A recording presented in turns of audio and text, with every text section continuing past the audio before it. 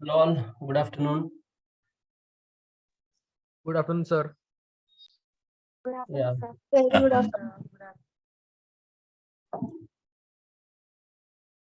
yeah, I see some 40 people today. It's nice.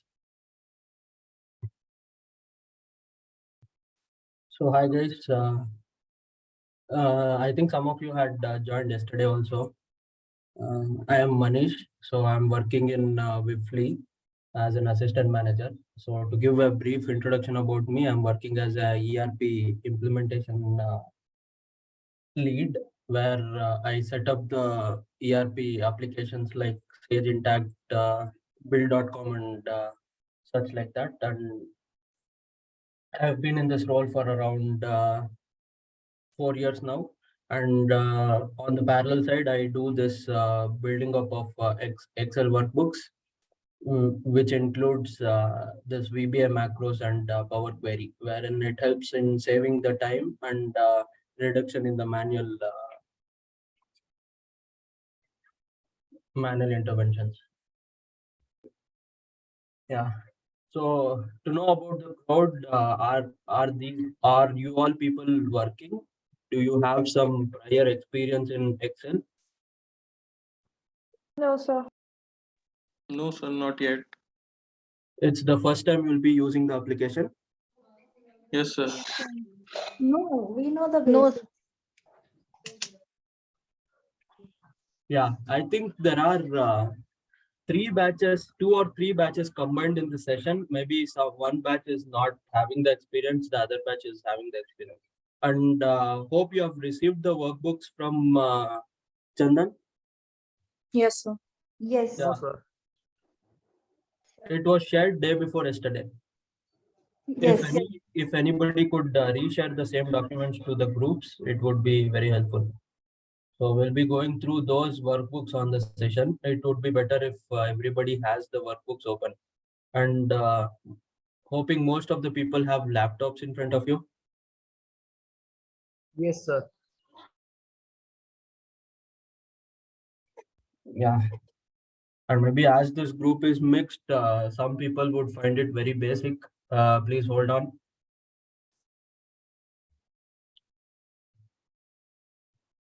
Yeah, let me share my screen.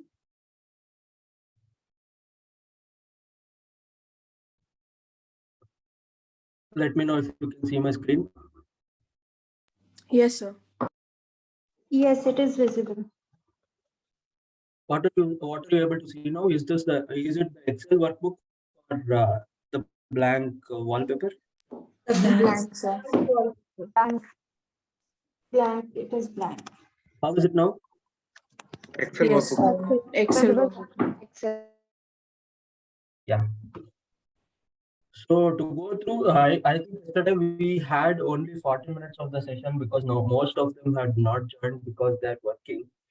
So I'll just walk you through on the Excel application which I did yesterday. Let me close the workbook and open a new one. So when you open a workbook,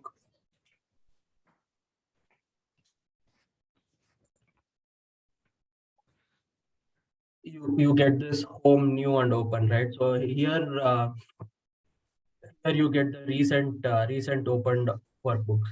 Yeah, if you go to new, you get all the templates which are pre-built by the Microsoft Office. You like the amortization schedules or the invoices.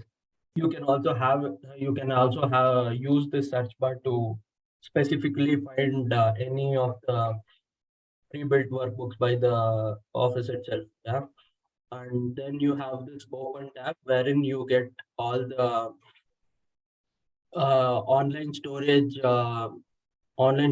drives where you should have logged into those things first, and then these are the local files within your laptop or desktop.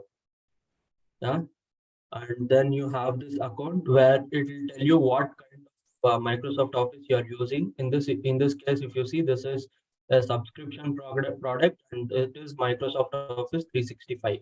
We have two types of Microsoft Office, wherein it is one of it is very year kind where you don't get the recent updates so that you can be using it further. But in this Office 365, it is something, any new features released by the Microsoft Office, this 365 will be updated with the recent ones. Say, for example, you have this XLOOKUP function, right? So that XLOOKUP function is not available for the versions which is before 2016. But at the same time, if you had purchased Office 365, all those updates will be automatically released to your application.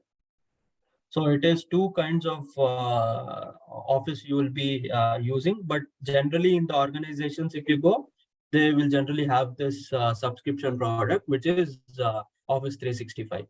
And you can see these are the products within that Microsoft subscription you will be getting: Word, Excel, PowerPoint, Outlook, OneNote.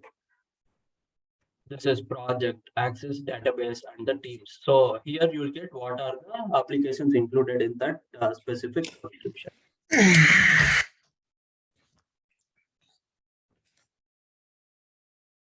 Yeah. And then you have this options where you click that, you have some default settings. Say, for example, you want by default selected this font size, font style, and everything. You can see in this case, and you have different tabs here related to formulas, data, proofing, saving options. Say, for example, you have to auto save the documents. Say, in this case, you get this save auto recover information every 10 minutes. You can increase or decrease accordingly. When you have started working, maybe the file size will be very high. Every time you save the document, it will take lots of time. In that case, you can increase this, and when maybe you are working on smaller files, in that case, you can always increase this. Yeah.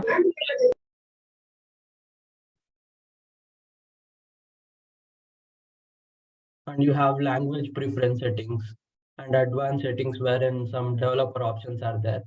So some of it we will go through when we start the exercise. Yeah. And these two things I will walk you through now. And then when you want to start a new workbook, go to file.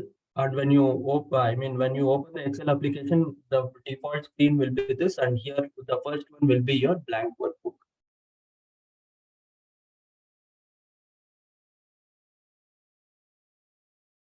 Yeah. So when you open this application, you see some grid lines, right? So these are called as cells.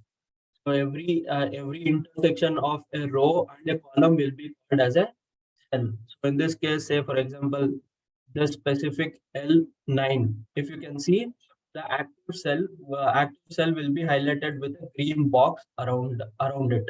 So and then this address of the cell will be in your address bar, if you can see on the top left corner, L9. So all the columns will be represented by an alphabet, and all the rows will be represented by a number. And the address of the cell will be the column name and the row name. So in this case, if I go select any other cell, if you can see, the active cell address will be highlighted in this place, which is called the name box.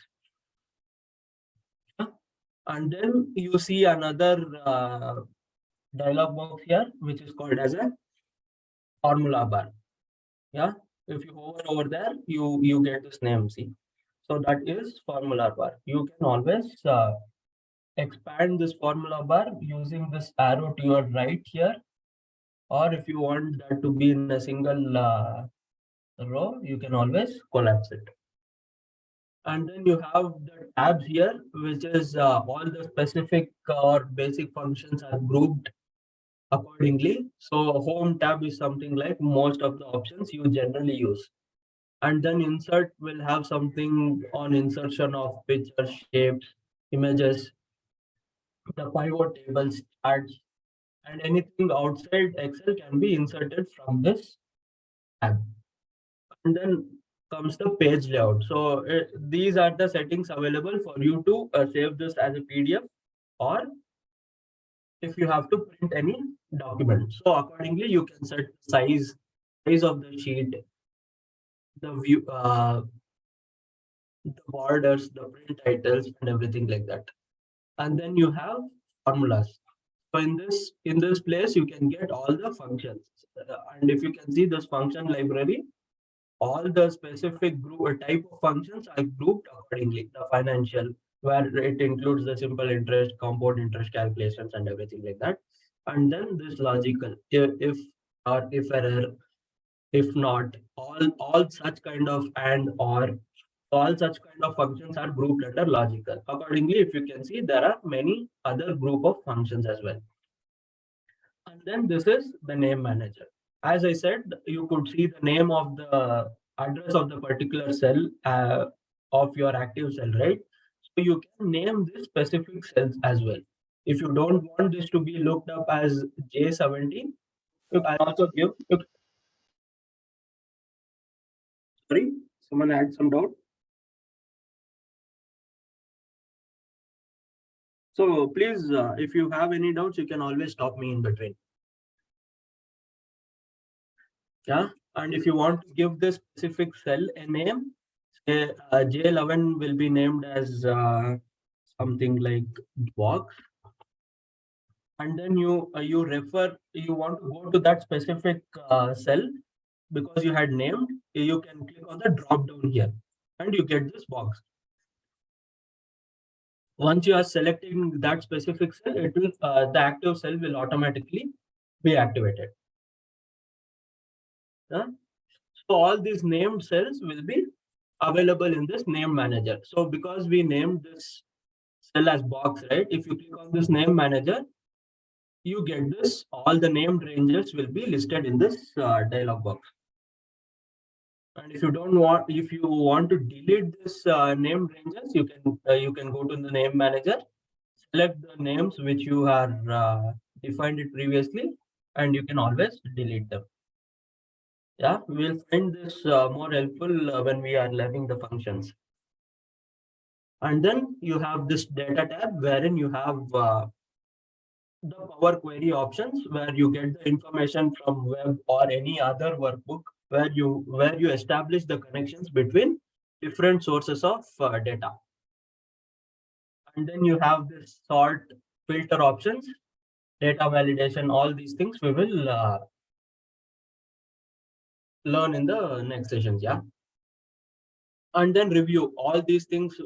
These are specific functions which is available even on the Microsoft Word, like the spell check or the statistics. Statistics means how many, what is the characteristics of the current workbook, like number of words used, number of letters, and everything. You get this in this option. Yeah. And then you have protect sheet and protect workbook, where it is something like you want to share this workbook with anyone else, and you don't want them to edit any of the contents within the workbook. You can always use this protect sheet, where it prevents the user to edit any of the cells which you have protected, or any of the worksheets you have protected, or if it is the whole workbook you have protected. Yeah. And this comments is something you want the reviewer to make a note of. You can use those comment or the notes. As I said, you have two kinds of Excel subscriptions, right? So only in Office 365 you have something called comments, and then you have the notes as well. Notes is the comments which is available on the previous versions of Excel only. Yeah, comments is not available except in Office 365 versions. And then you have view. So it is how you want to view your workbook, whether it is a page break preview or page layout. Custom views is also available. You can save your workbook views, and within this custom views, and accordingly you can use them to immediately change your workbook views. And then you have this option where you can show the grid lines or hide the grid lines. See, in this case, you have this grid lines and you don't want this to appear, you can always uncheck the options there, and with the formula bar as well. Headings means the row numbers and the column names. Yeah? And if you want to zoom to any extent, 200%, it will zoom accordingly. And maybe you can use the zoom in and zoom out with the control key pressed on your keyboard and the scroll on your mouse. Hold the control key, scroll up and scroll down. It will zoom in and zoom out for you. And then by default, you can click on this button to set it to 100% with one click. Yeah, and zoom to selection. It depends on where your active cell is. Yeah, click on the 100% back. Zoom to selection. Maybe select some cells and click on zoom. Zoom to selection. That will automatically zoom into your current selection. A new window is something like you have different worksheets and you want to verify the numbers within two worksheets. You can always use this new view, wherein the current workbook itself will be split between two windows. Yeah, in this case, if you see the book 1 -2 and -1. So this is split between two views. In this case, if you want to check any numbers in one view with numbers in another worksheet, you can activate the sheet 2 in one of the view and another in other view, so that you can easily verify the numbers from both the places.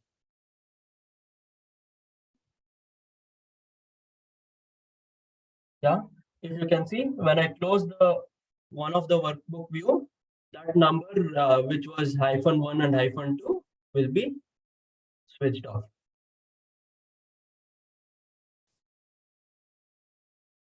This is about new window, and freeze panes. It is something like we'll see further.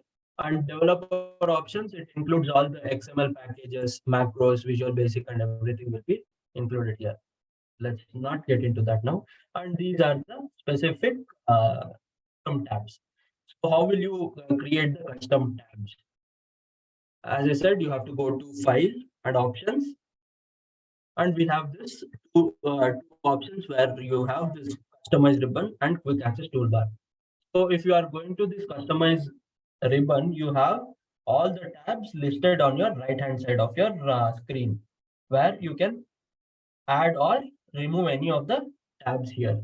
So if you don't want, maybe I will remove the last three tabs here and click on Save, and you cannot see those tabs here.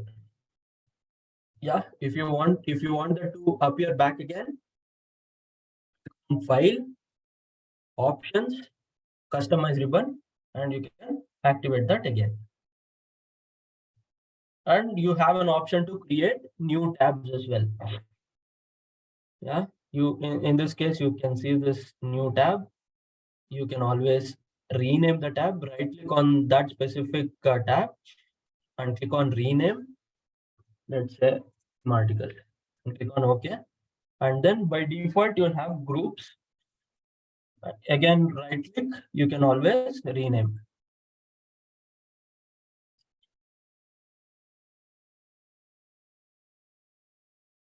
Yeah, in this case, you can put in some specific icon to represent that as well, and you have this display name. Click on OK, and then you want any of the specific options to appear there. Maybe some you have different options in different tabs which you will generally use, and you want to put them under your own tab. You can always create a new tab, and accordingly, if you are taking the drop down here, you can get all the details of the tabs here. All tabs you get details. And maybe in home tab, you want this clipboard to be included in this group. You can activate that specific option. You want that to appear in your specific tab and click on add. And then you want something in the data tab to come there, click on that specific option and click on add. And you always can click on OK to activate that specific tab. And if you can see, that specific tab is appears here, and then you have this options which you have selected from the different tabs. Yeah. Accordingly, you can add different groups from the different tabs and group it under your own created tab. Yeah. And if you want to go to that option again, you can go to this tabs, right click, and then you have customize the ribbon, and that also takes back to your same. And you want this tab to be deleted, first you will have to remove all the options which you have selected there, and then you can remove this newly created tab. Click on OK. That is not there here, and then you want, as you have already removed, that specific tab will not appear here as well.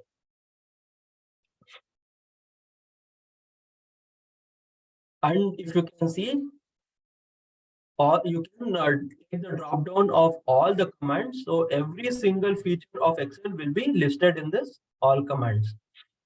Say for example, you have something called speak cells.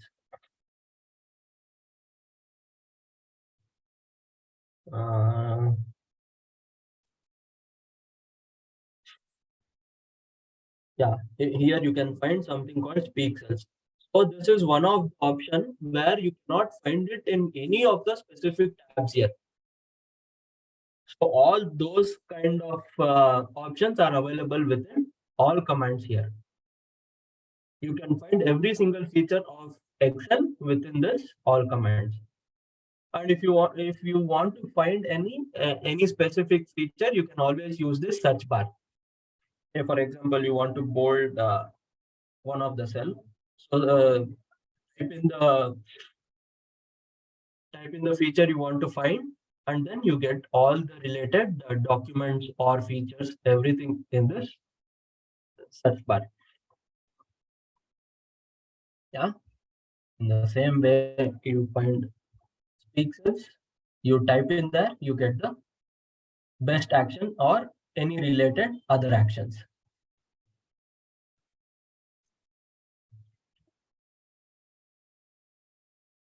And you have this, customized quick access toolbar. Quick access toolbar is something you find it on the top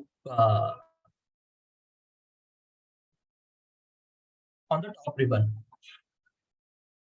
So generally I use more of save, filter, and the print option. So I have put those options in the quick access toolbar. So you have this drop down arrow after the last option in your quick access toolbar, and then you can add some of the options available in the drop down. And if you want more commands to be added here, you can click on more commands. And as I told, you can take the all commands button here, and you get every single feature which is there, which is available within Excel, so that you can add it to the quick access toolbar.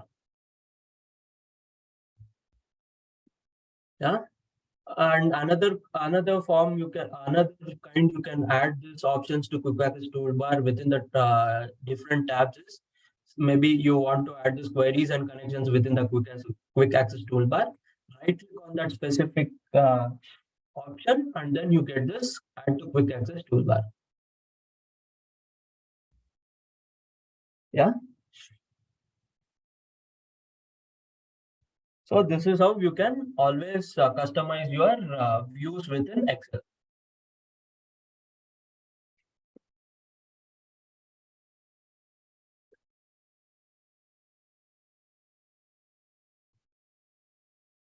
So the advantage of this option is something like the more used options can be grouped in this case. Say you can create the shortcuts for this as well. So if you can see, when you press the Alt button on your keyboard, there will be some letters highlighted in this case.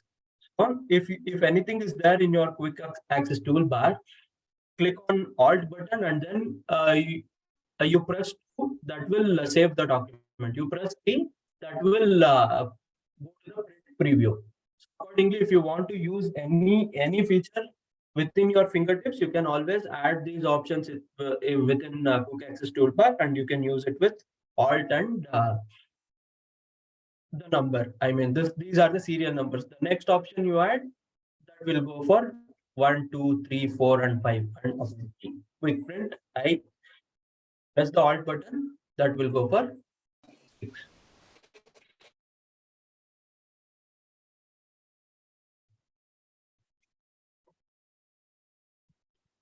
Yeah.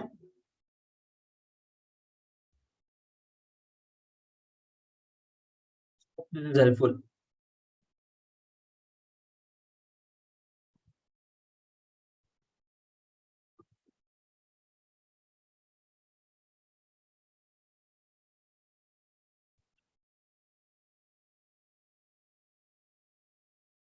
Yeah.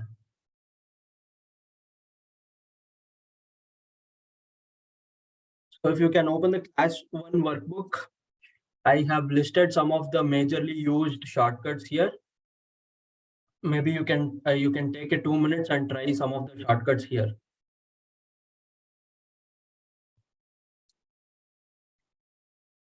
So it is something like the combination of control page up and page down. You can navigate within the different worksheets within the same workbook. Or control A, it will select all the cells, the entire worksheet cells. Say F2, you can use F2 to rename the active cell. So maybe some of you could find it difficult because the function keys are also with the special options like increase the brightness, increase the volume, and such things. So in that case, you will have to use the function keys along with the function button. So it is how you would have set up within your laptop or the desktop, where you can use, if you have this function lock, click on the function lock, that will by default use the special functions, or you deactivate the function lock.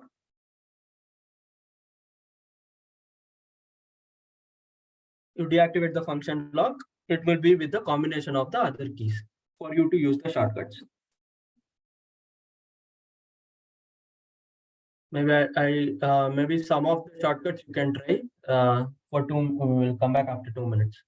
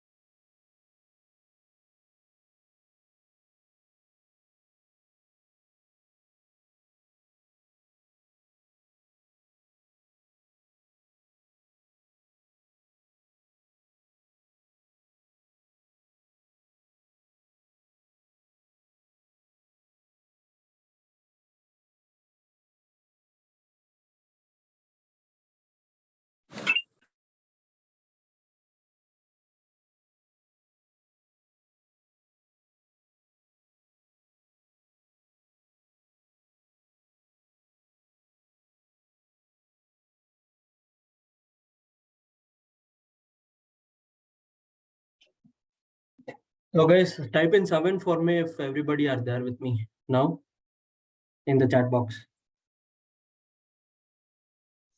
Yes, sir.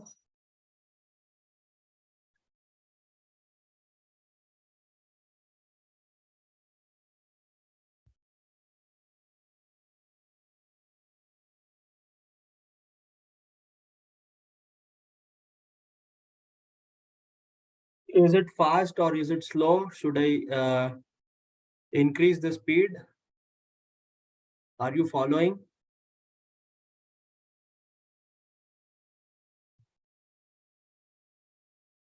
You can unmute and speak. Yes, sir, we are Correct. following. It's No, sir, okay. it's not fast. The speed is fine. We Okay. are following, but don't increase the. Okay. I'll follow the same pace then. Thank you. Yeah.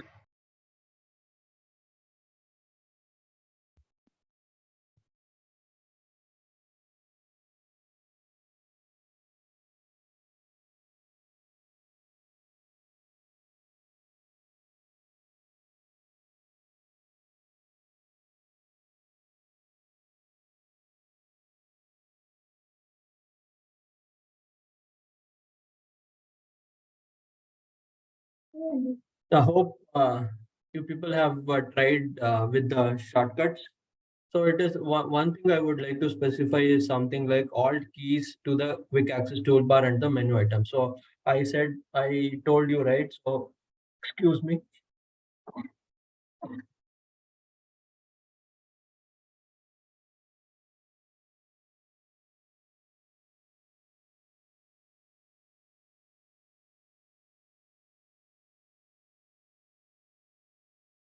Excuse me. So when you press the alt button on your keyboard, there will be some letters activated for each of the tabs. So in that case, you can define your own shortcut. Say for example, you want to bold some of the cell, alt H, excuse me, alt H and 1. So that will bold your active cell. So yeah, yes, you have another shortcut which is Control B. But if you have any other specific option, something like the font color, right? So Alt H and FC, that will activate your font. Excuse me, give me a moment.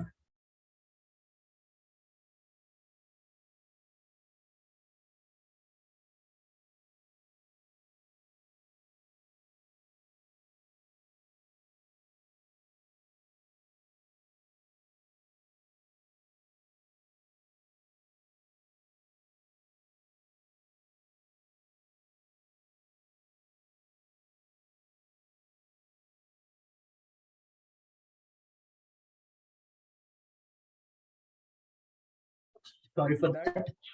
Yeah, click on press the Alt key, and if you want to use some functions which is within the formula tab, you have to press M. Yeah, and then again there will be a set of letters activated within the formula tab. If you can see, if you want to use any logical operators, click on L on your keyboard, and then it will give you the list of all the most used logical functions. Yeah, with the arrow keys, you can choose the specific functions you want to use. Say, for example, you want to use if, and then there will be another dialog box activated for you. Yeah, we will see these functions in the next workbook. But to tell you about how you can define your shortcuts, this is another way for your shortcuts. Yeah. Say you want something in the data for you to sort this. So Alt A is the shortcut for your data tab, and you can use SA to sort it ascending. Yeah. Hope you have.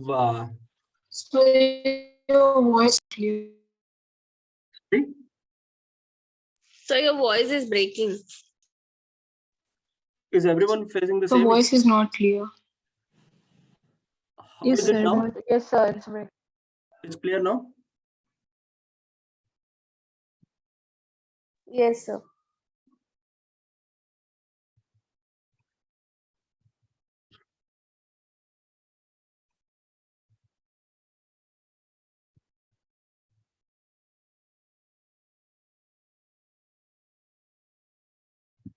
It's clear now. Yeah, it's clear, sir. Yeah. No, sir, it's not.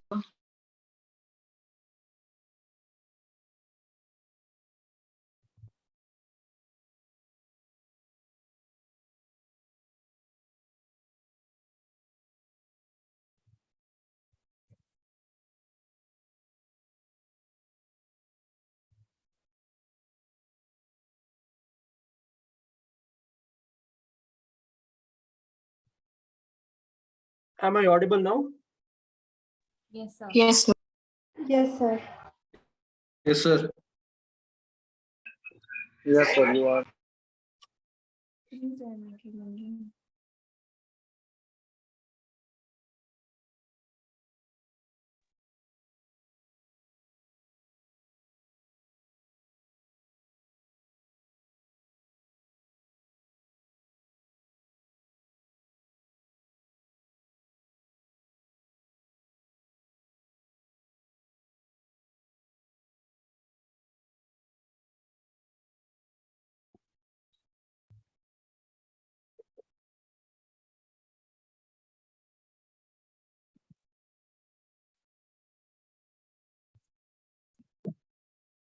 How is it now?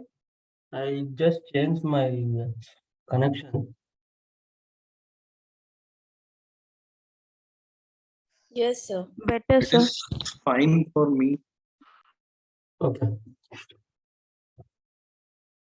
Yeah, hope you are very clear about this shortcuts. So I think something like you start using Excel, I would suggest you to use more of shortcuts than using your mouse.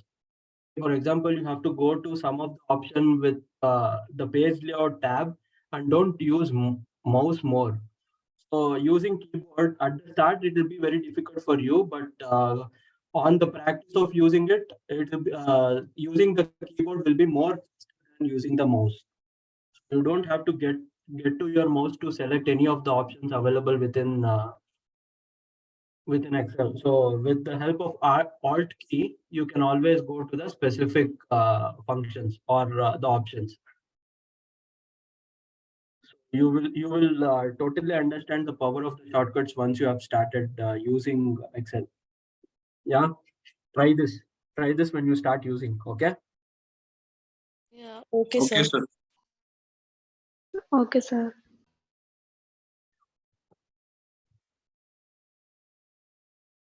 Yeah.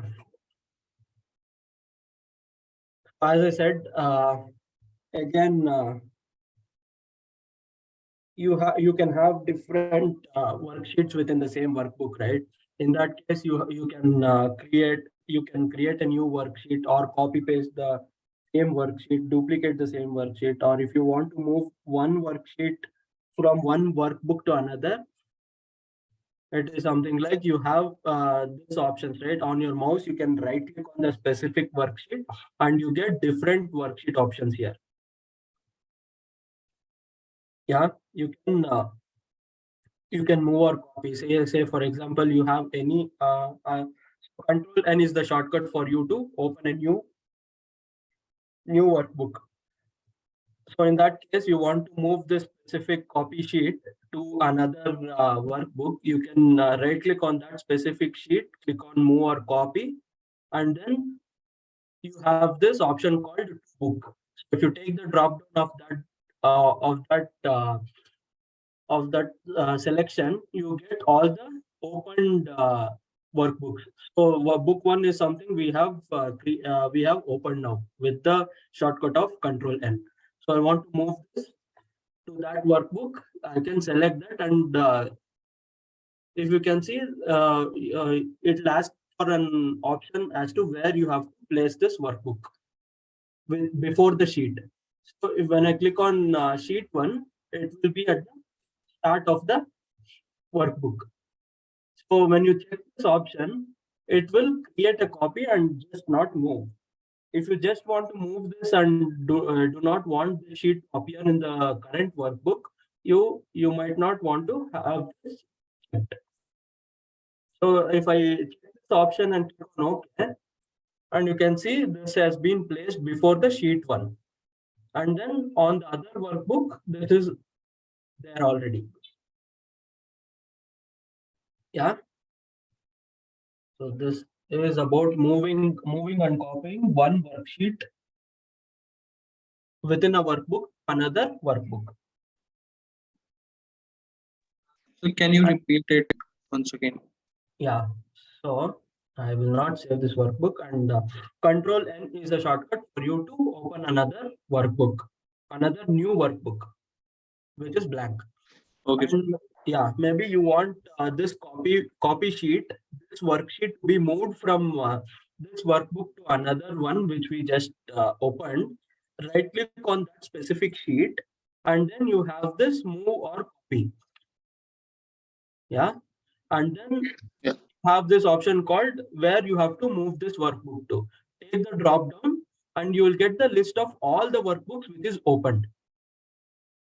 Select the workbook where you have to move that worksheet to, and then it will ask where you have to put this copy to before sheet 1, 2, or 3, or if you want to move this worksheet to the end of the workbook in the other workbook, click move. I got it now. Yeah. Thank you, sir. Yeah. Sure, thanks. And then if you want to duplicate the worksheet within the same workbook, you can always click and drag with the control key pressed on your keyboard. Yeah. And leave it to the place where you have to copy that to. So none of the worksheets can have the same name. And if you can see, I have duplicated this worksheet and it has automatically affixed to the brackets. Yeah, and then try renaming it with the same name. Enter, and it says then the name is already taken, a different one. Yeah, for renaming, right click and then you have this rename option. A space in the start or at the end also will save the sheet name, but it cannot have a very similar name. Or you can always double click on the sheet for you to rename. And if you want to delete the sheet again, right click and then you have delete. As this is a duplicate, I'll delete it for now. Yeah. And then for now we have 8 or 9 worksheets here. And what if you have more number of worksheets? Say, so to create a worksheet, the shortcut will be Shift F11. Okay, Shift F11. Say for example, you have more number of worksheets. Say in this case, you have this arrow mark where you can hover over all the worksheets within the same workbook. Or if you right click on these arrows where you're seeing, this will give you another dialog box where it will list down all the worksheets within the workbook. So for you to go to a specific workbook, you can click on that workbook and then click on OK. It will take you there automatically. Yeah, I will not save this. Open the workbook back because I had created multiple new worksheets. And if you don't save, you can see all those worksheets is not saved.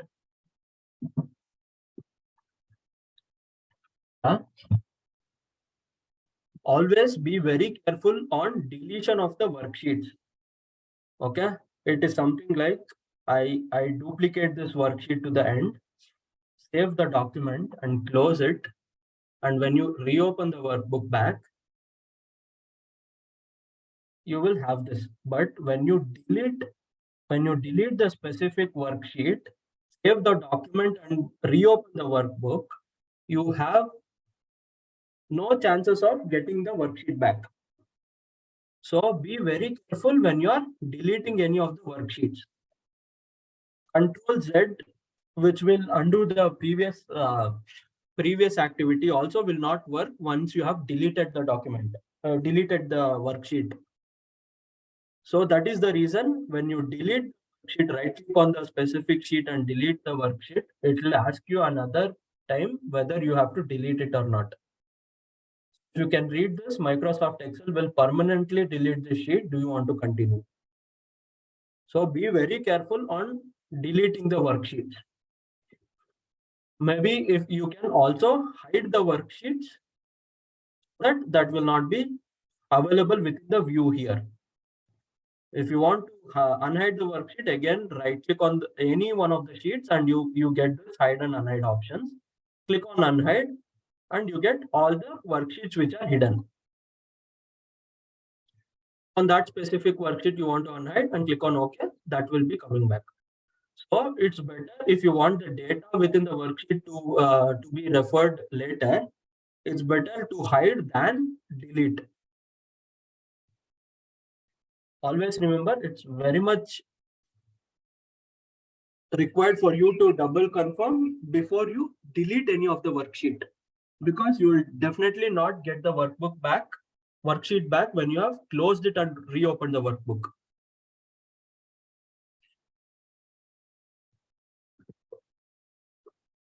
Okay, so this is on hide and unhide. So all these specific options is available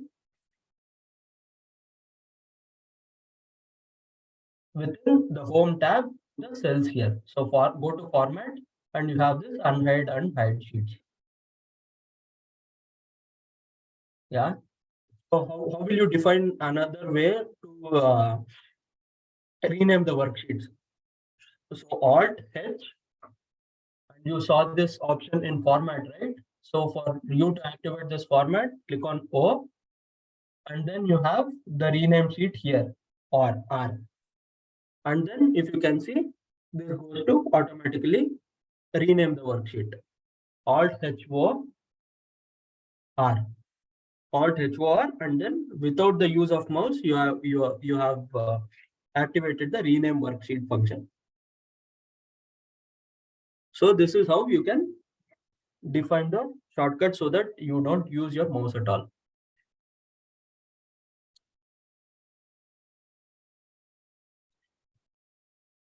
Yeah. Any doubts until now? Okay. Hope everyone are active No, on a Sunday afternoon.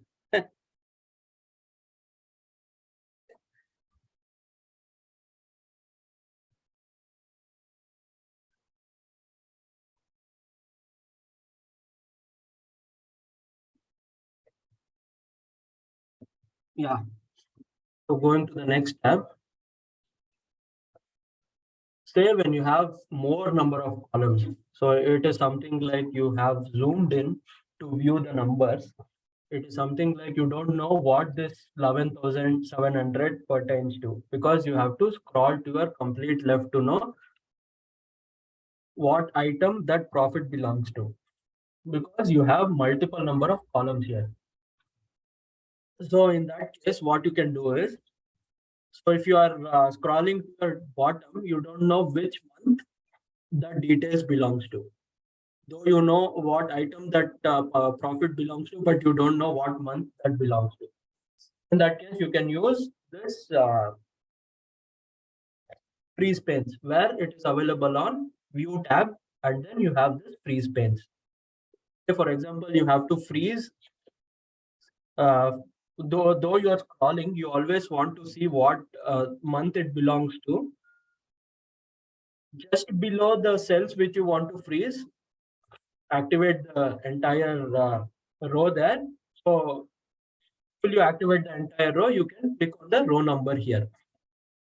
So there will be another arrow mark activated so that when you click on the particular row, the entire row will be selected. So what is the shortcut for you to go for you to select the entire row? It is Shift space bar. When you are within any particular cell and you want to highlight the entire row here, click on Shift space bar to activate the entire row. And Control space bar will be the shortcut for you to select the entire column.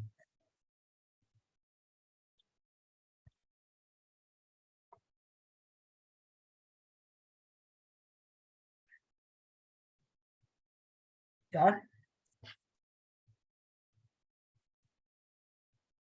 So what say if I have to freeze the row number 4? So in that case, you have to make your active cell within the next row and select the entire row here, and then you go to View tab here, and then you have Freeze Panes.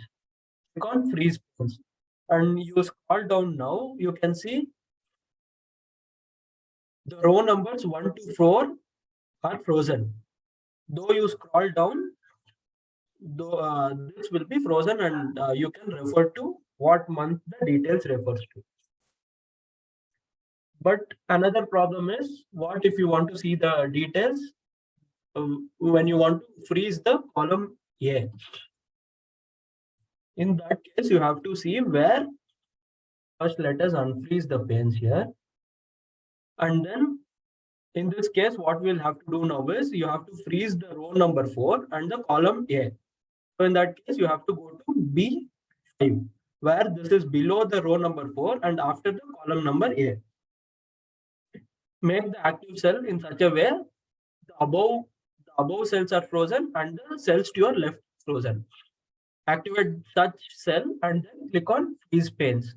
In this case, now if you scroll down till row number 4, it is frozen, and if you scroll right, column number A is frozen. Cell, you can see what item that belongs to and what month also that belongs to.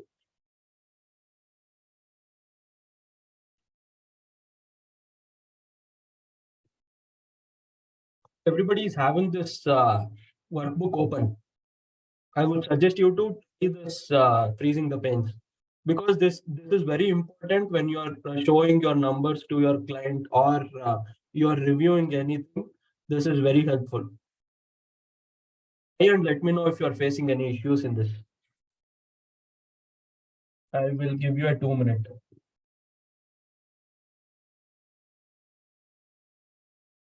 Sir, how to freeze column and row together? Yeah. So in this case, let us unfreeze the panes. Unfreeze the panes now. So in this case, what is the requirement? We have to freeze the row, column A and the row number 4, right? So Yeah, right. you will have to go to, as you are freezing column A, go to the next column. So you have to be in column B, and then you have to freeze row number 4, correct? So go to the next row. So what is after column A? It is B, and what is after row number 4? It is 5. So make your active cell as B5, and then click on Freeze Panes.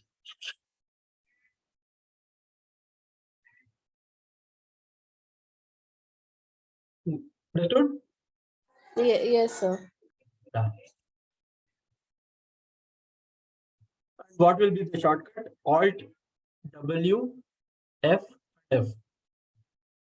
Go to the specific cell where you have to freeze the panes, and then Alt W F and F will be the shortcut for you to Yes, freeze sir. All panes. plus F plus. Yeah.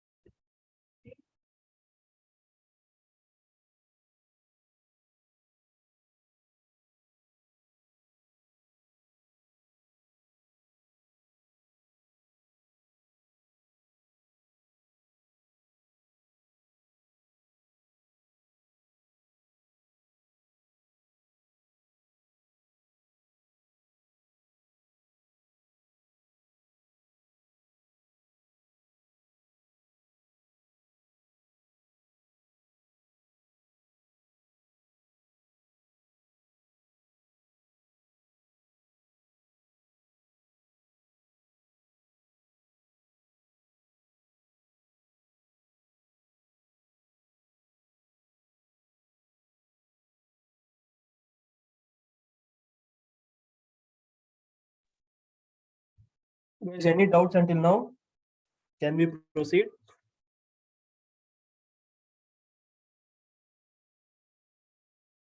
Yes, sir.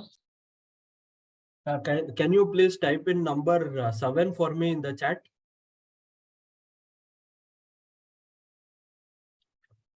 To just see how many people of you, how many of you are active.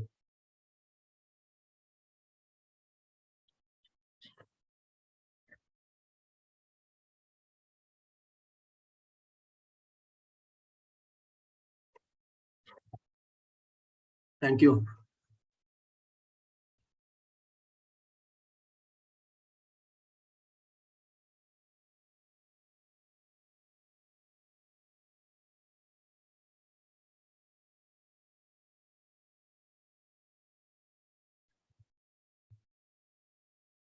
Yeah.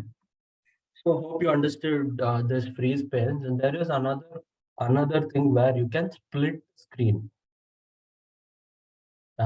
You have to first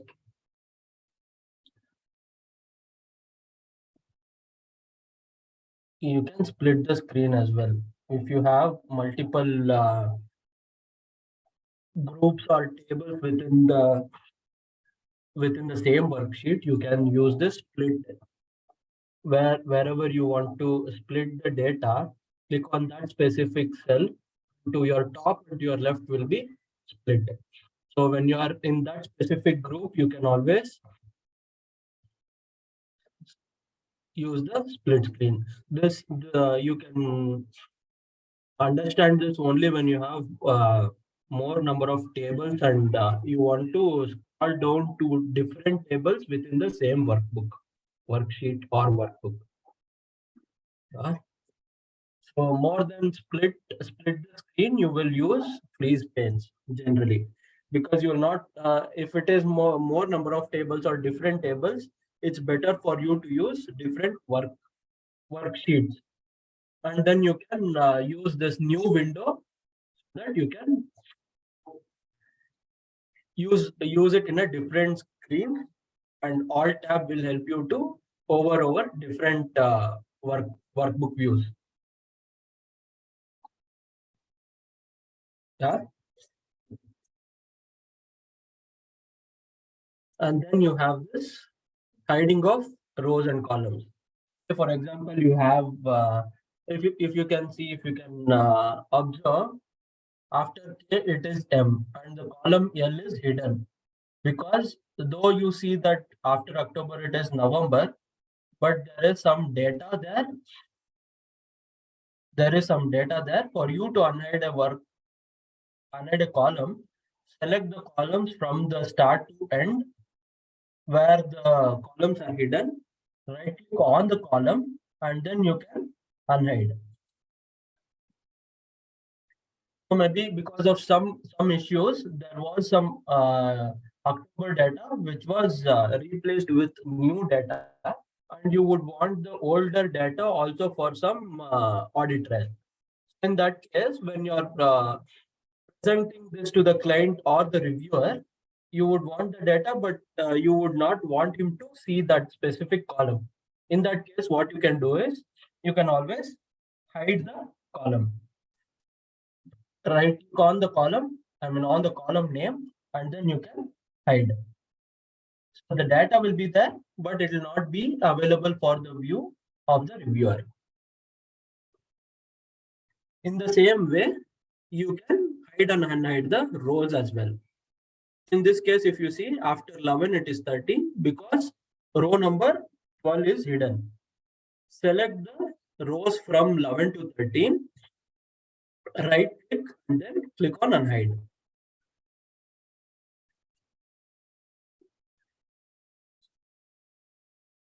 Yeah. What is the shortcut for you to select the active row? It is shift and space bar. And then what is the shortcut for you to select the entire column? It is control and space bar. Both press together. Yeah. And then what is the shortcut for you to hide a column? Select the entire column which you want to hide and then control and close bracket. Close bracket will hide your selected column.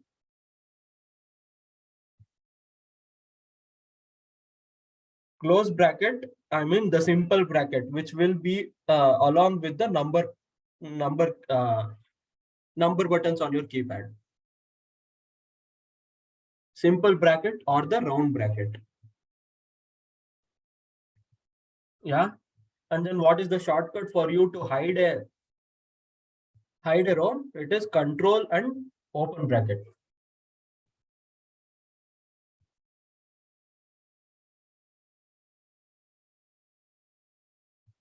Hope you're parallelly trying these shortcuts. Sir, actually, this kind of shortcuts which is not available, you have posted previously, na? All these, in that, this control plus open bracket for hiding and control plus close bracket for hiding a column, it was, whether it is there? I don't know if it is there, but you can make a note on this, right? Okay, sir. Yeah.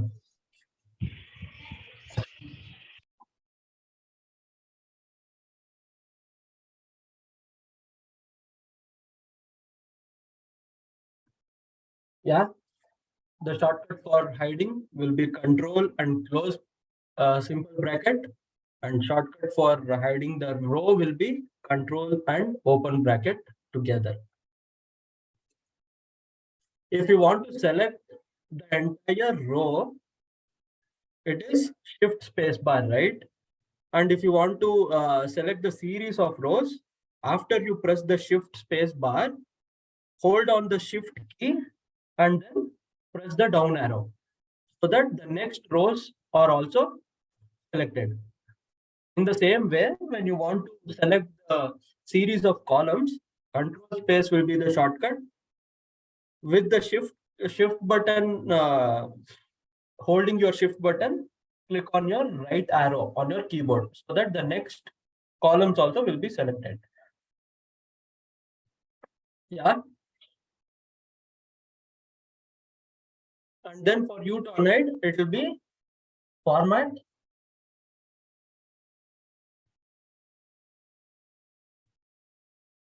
And with visibility, hide and unhide, you have unhide rows or unhide columns. So as I have selected the columns now, it will be unhide columns. So how will you define the shortcut for that? Alt, H, O, U, and L. So hope it, I know it is a lot of buttons there, but you get used to this once you have started using it. And definitely when your fingers are on your keyboard, it will automatically go on the specific buttons when you have a lots of practice. So it is something like when you ask me the shortcut, I don't know how to tell, but when your fingers on your keyboard, it automatically go because of the muscle memory, I guess.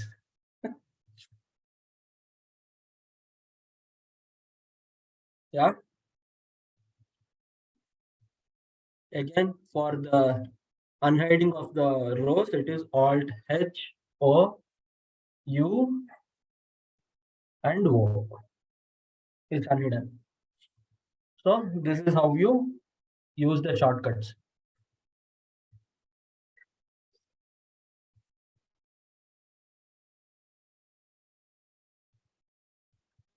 Yeah. We'll go for the next topic.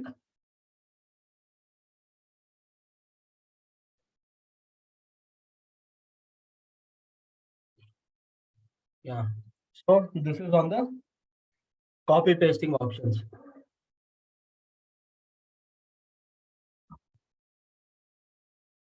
So it is something like when you want, you will definitely want the a data to be copied from one workbook to another, right? So there will be lots of situations where you want to use this.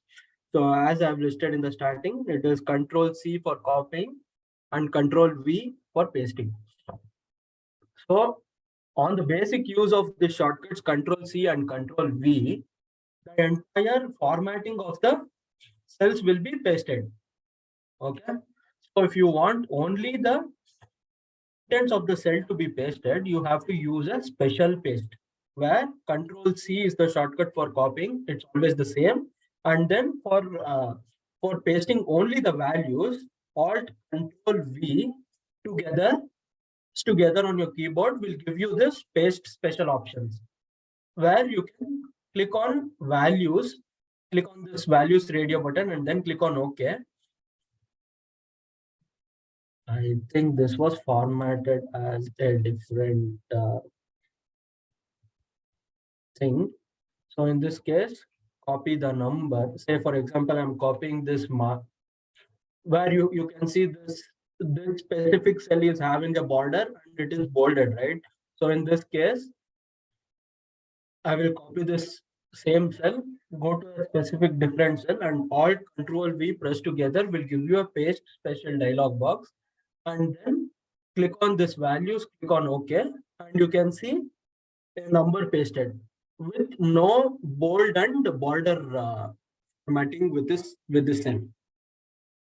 So if you can see in Excel, the dates is always number. So this also depends on the number formatting. In this case, if you go to this home tab and the number formatting group here, and then click on short date, you get the date. And then when you want the same formatting to appear here, the shortcut for you to go for formatting cells will be Control-1. And then you have different categories of number formatting here. And then go for the specific date formatting here. And then you have the local. So you can select English India for you to get all the Indian date formatting. So in this case, you can select the different date formatting. Click on OK, and if you can see, this will be the 1st of March 2019. So this is how you will format the, and you have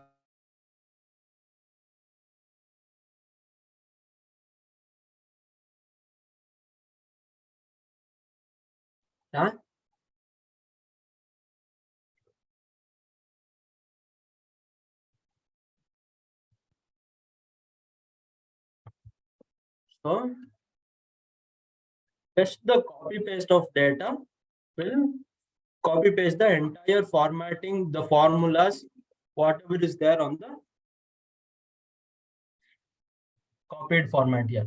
So if you can see, the sum function has also been copied from the source data to the copy pasted data. And then if you want to value paste, I will Control Z for us to go back to the original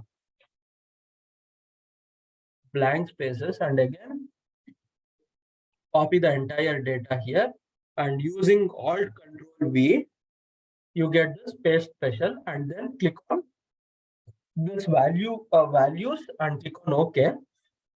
And you can see only the values are pasted without any functions or formatting. See, in this case, you have this sum function within the cell, but this being copied here will give you only the underlying cell contents and not any functions.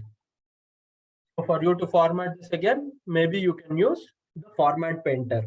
So go to the specific cell where you want to copy the format, and then click on the format painter under the home tab, under the clipboard group. Click on the format painter, and then you have to paste the same format to entire cells here. And if you can see, the same formatting has been copied to the underlying cell here. And then with this format, I'll paste it here. And then now you have the same formatting. But if you can see, there is no functions copy pasted here.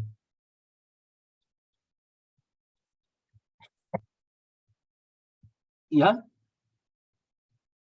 And if one thing when you observe, when you click on the format painter and select the entire cells where you want the format to be copied,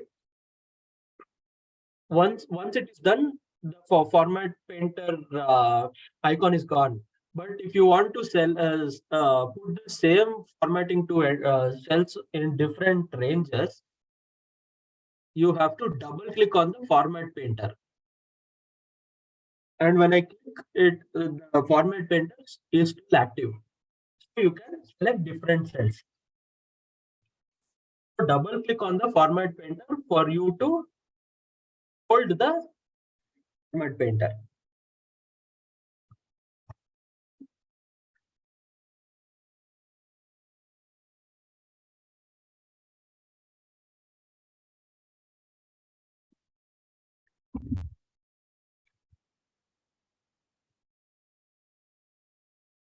Hope you are trying, right? Excel can be learned only on the practice. Yes, sir. Yeah. Yes, sir.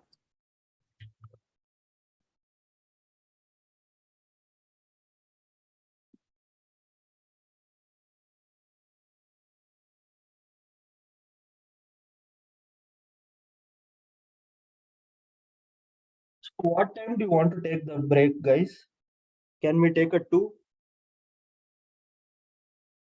Yes, sir. Yes, sir.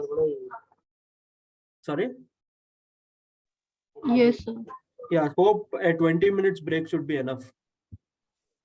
Yes, sir. So till Yeah. when will our class? Yes, sir. Yeah. Okay. So going forward on the copy paste options, you can paste the values as links as well. So copy the entire data and then with the same shortcut, which is Alt Control V for you to get the paste special options, you have paste link here.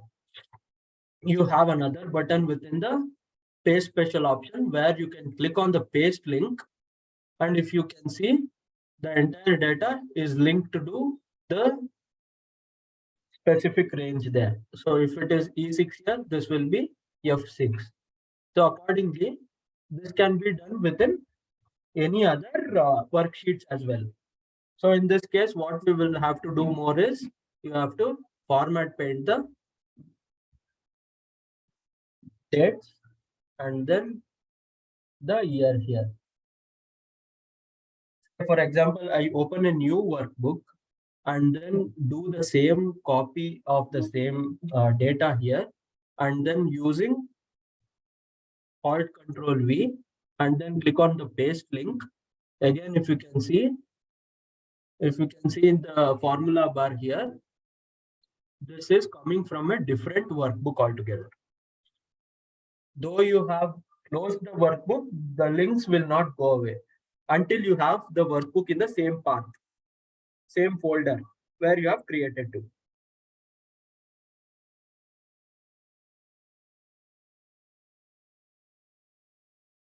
Any doubts here? Is this clear? Yes, sir. Yes, sir. Yeah. So in this case, again, we will have to use the format painter for you to get the same date formats. But still you will have the links available from the same workbook. If the cells is blank, that will give you a 0 with the link. Okay, you have to be careful on giving the links to a blank cell where it will become a 0. Yeah, I'll close the file here. Click on don't save.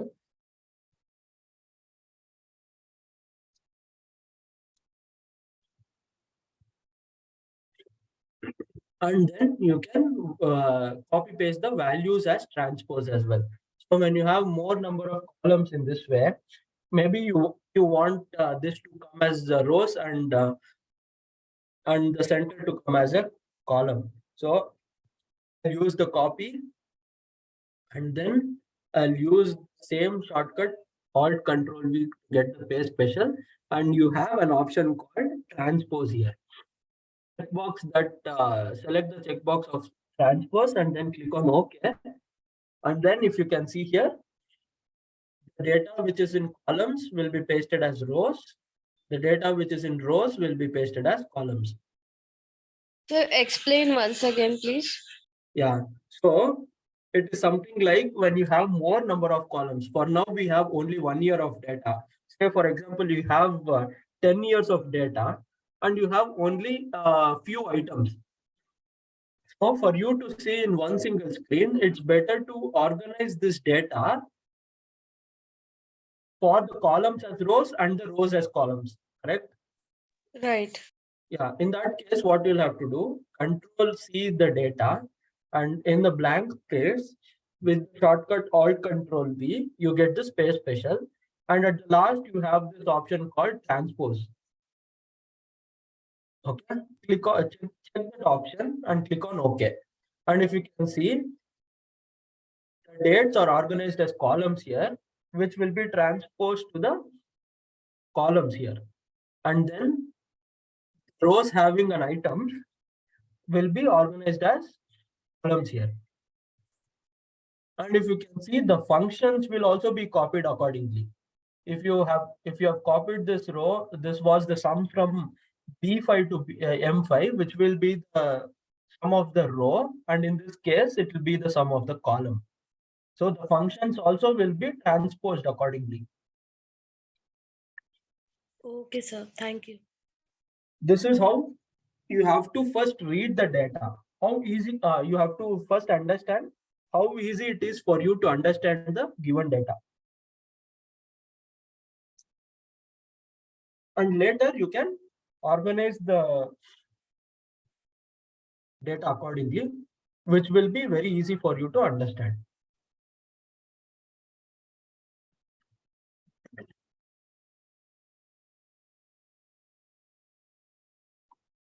Yeah.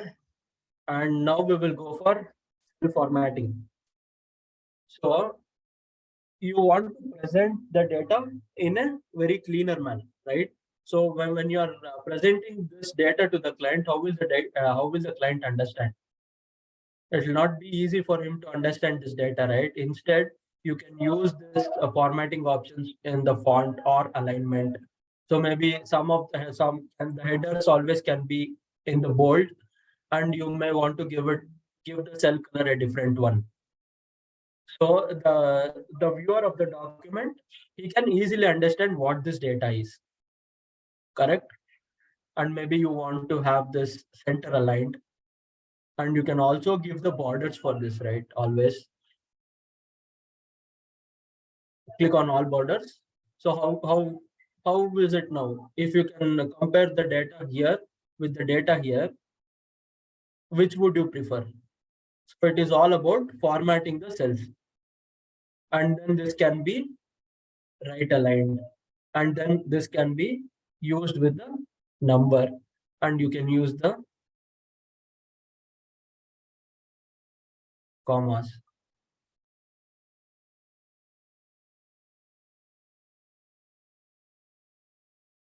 Yeah, and all these options are available for you within control 1, or you can see one arrow mark within the home tab here, right?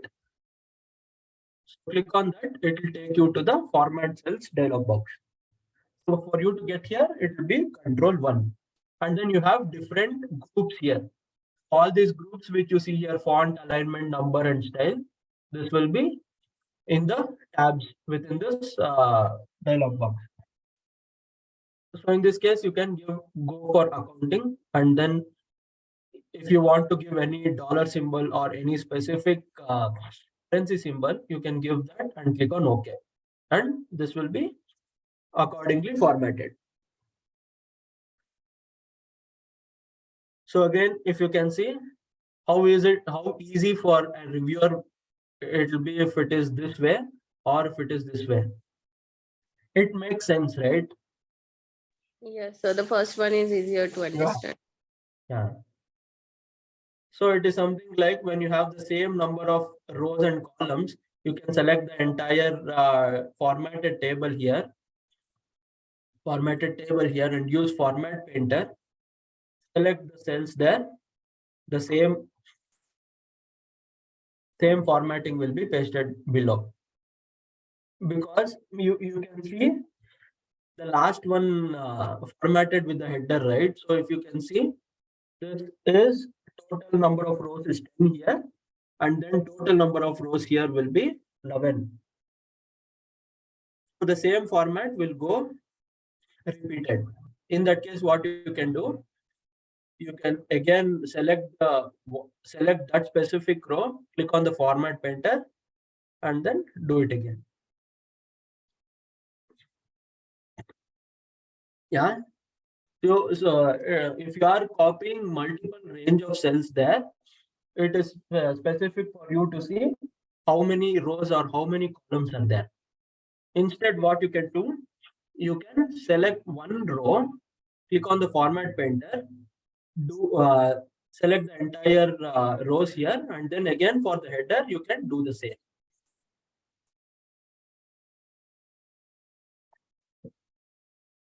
Yeah. For formatting within Excel, you have different options.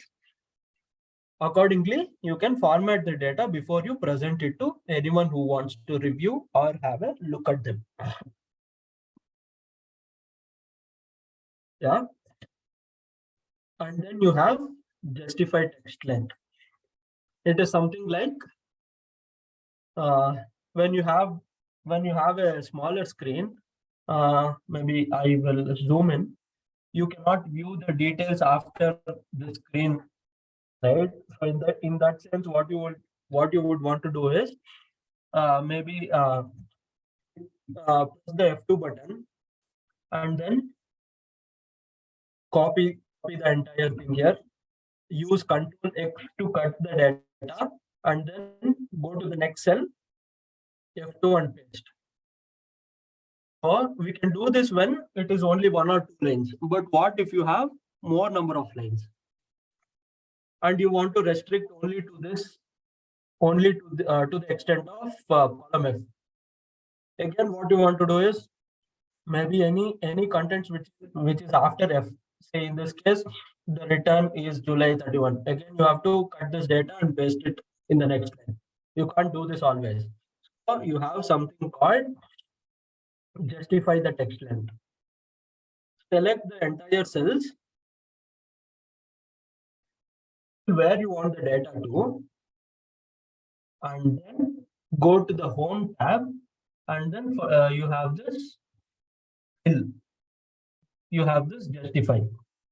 And if you can see, that is automatically sorted. Yeah. And then maybe you want only the extent of column C. Select the entire data here. Again, go back to fill and then justify.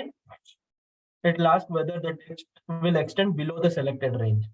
And click on OK. And if you can see, it is to the extent of only column C.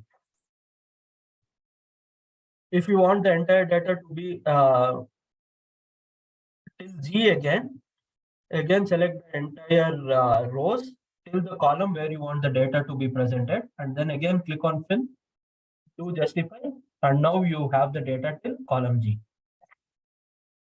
So when you're typing any letters or any reports within Excel, this will be very helpful for you.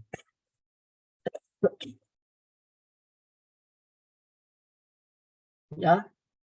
And this is the address. So address, it's better for address to be in 2 or 3 lines, right? So in this case, what I'll do, I'll click on A and B. I'll select A and B. Maybe use the justify again. It will ask whether these details can be split over the next rows. Click on OK, and accordingly, it will rearrange the data. And if you want this details back in one single line, select the entire row and the row and the column till where you want the details. Use this justify again, it will go in one single line. Yeah. Okay. Go in for the dates here.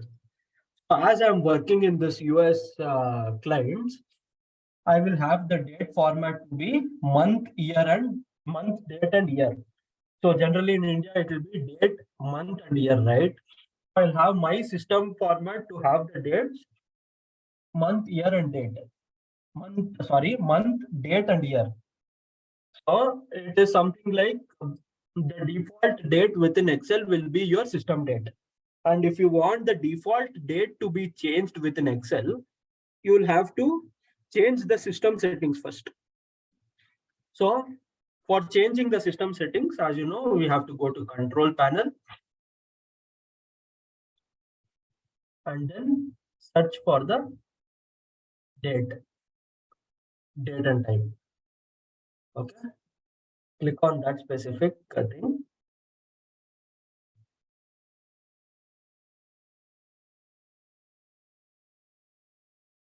And then you can change the date and time settings. Change calendar settings.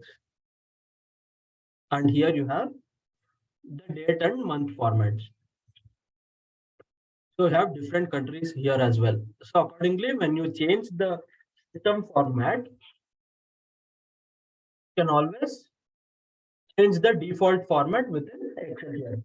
As I have this month, date, and year format, shortcut to it will be control and semicolon. So if you can see, it is December 18th, 2022. So it will enter the current date. Control semicolon will be your shortcut to enter the date. Sir, it is for current date, control It plus is- semicolon. Yes, it is for the current date. Current Okay, date, sir. and it will be hard coded. So when you open the Excel workbook tomorrow, it will be the same date, but you have one function which is today is equal to today. You don't have to enter anything. You don't have to enter anything between the brackets and click enter, and this will be today's date. When you open this workbook tomorrow, it will have tomorrow's date. So this use of this function is dynamic. Okay. So if you want today's date, which will be hard coded, anytime you change the workbook, this date will not change. But use of this today function will always take the current date. Whenever you open the workbook, it will take that day's date. Okay. And for the timestamp, it will be control shift and semicolon. So if you can see in the formula bar here, it will be 139, which will be the current time. Sir, please And tell me the current timing formula, sir. control shift semicolon together. Okay, sir. Okay. And if you want the current time to be dynamic always, it will be now. OW and close brackets. We'll wait for 10 seconds. It will go for 13:40. So this will be dynamic function. The time is changed and you click on F2 and enter. If you can see, the time is changed accordingly. This will always be the current time. Whenever you open the workbook, whatever the time is, it will be updated accordingly. If you want always the current time, control shift and semicolon, it will be hard coded. So this will not get updated automatically. Yeah. And if you want both date and time, control semicolon, space and control shift semicolon. Click on enter. So the underlying formatting will be only date. That is the reason. Excuse me.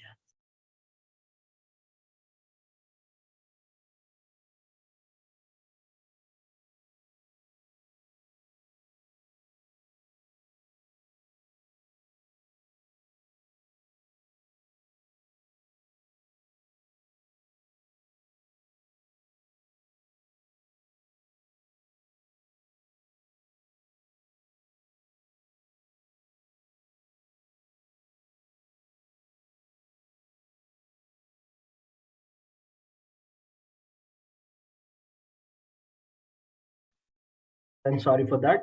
So if you want to change the formatting here, again, what will be the shortcut? Control 1. Here you have short date and long date. Yeah. Excuse me. And here, not you can go to the number formatting under the home tab and then take the long date. Don't know why it's not available, but generally it will be.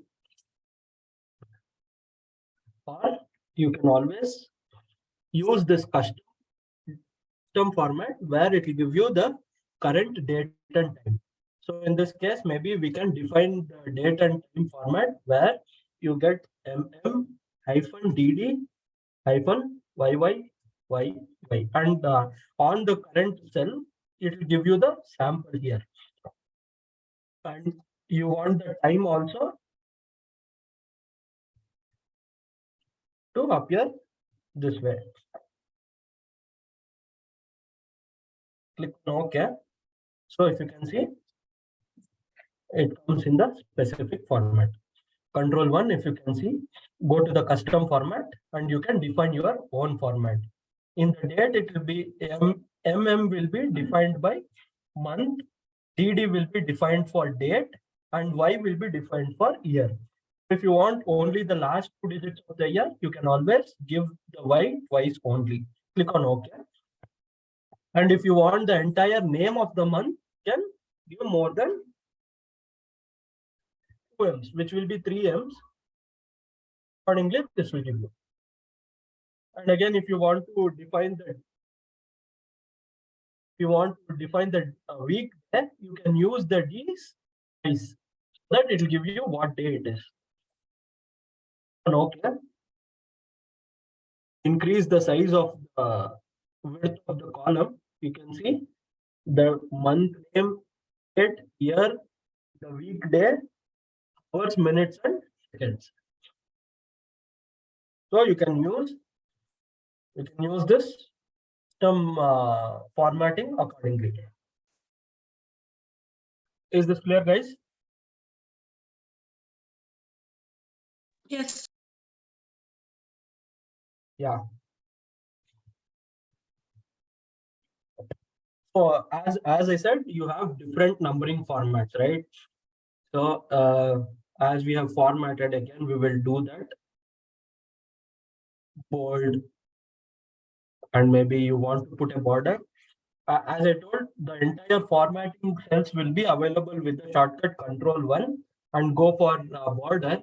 Maybe you can put the entire border here. You have you can select different coloring border colors, and then you can also select any of the different border styles here. Yeah, maybe I want this color for the border. I use this, or a more thicker border. Click on OK, and if you can see, you can change the formatting of the borders as well. And you have another option where you can erase the border. Yeah, if you don't want any border, erase accordingly using this erase border, and you can draw the border as well. Yeah, if you can see, so drawing a border,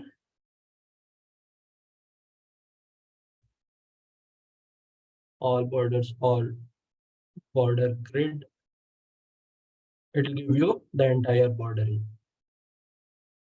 If you want any specific border format, you can always Control 1, and then accordingly, when you select the entire border, entire data, Control 1, and you want you don't want this row border, and you only want the column borders, click on OK, and accordingly you can change the border styles.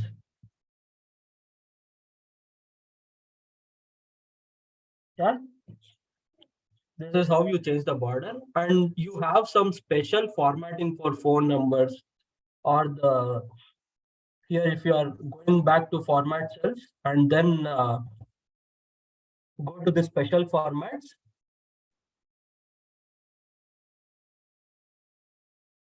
I will go to United States. You can have this as a phone number. If you can see, the first three numbers will be within a bracket, and then there will be a hyphen after the three numbers. So this is a special formatting for that specific country. Click on OK, and if you can see, the underlying content will always be the entire number, but if you are seeing it on the cell, you have the special formatting.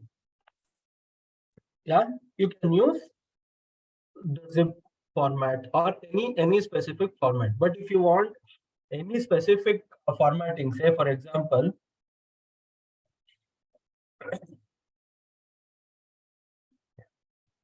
you want only the plus symbol at the start, you can, any number will be represented by a hash, okay? And then click on OK. And if you can see, the number formatting has changed, but the plus symbol is not there within the cell contents, but only on the formatting. Yeah, so you can use this format printer to copy the formatting to the other cells as well. Yeah.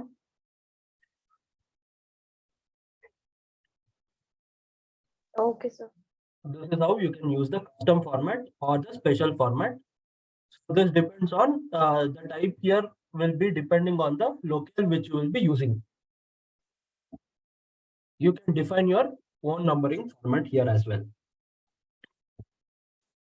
Yeah, and this is about the number formatting for you to define your own. Say for example, my system will be set as per the million system, which will be the US numbering system, right? So only for this specific cell, if I want the Indian format to be selected, so these number formats you can always Google and search. You can always get it. So it is something like you have to copy the cell contents here, and then go to the number which you have to copy the formatting to, and then tool 1 is the shortcut. Go for the custom again, and in this type you can always paste the specific formatting. In this case, if you see, it is 4 crore 68 lakhs. Yeah. And then if you want the rupee symbol, by default, the rupee symbol is not available within Excel yet. But if you want that specific format, you can copy this formatting, go to the cell where you want the format to be pasted, and then replace that contents within type under the custom formatting. Click on OK, and then you get this rupee symbol as well. Yeah.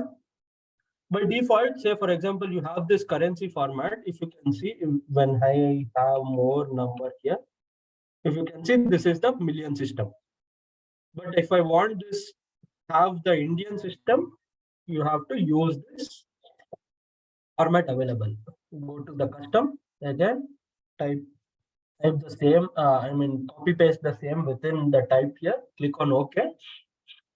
Okay, sorry, I have to select the cell and then go to custom, and then you have this Indian system. Yeah, this is how you can use the number system.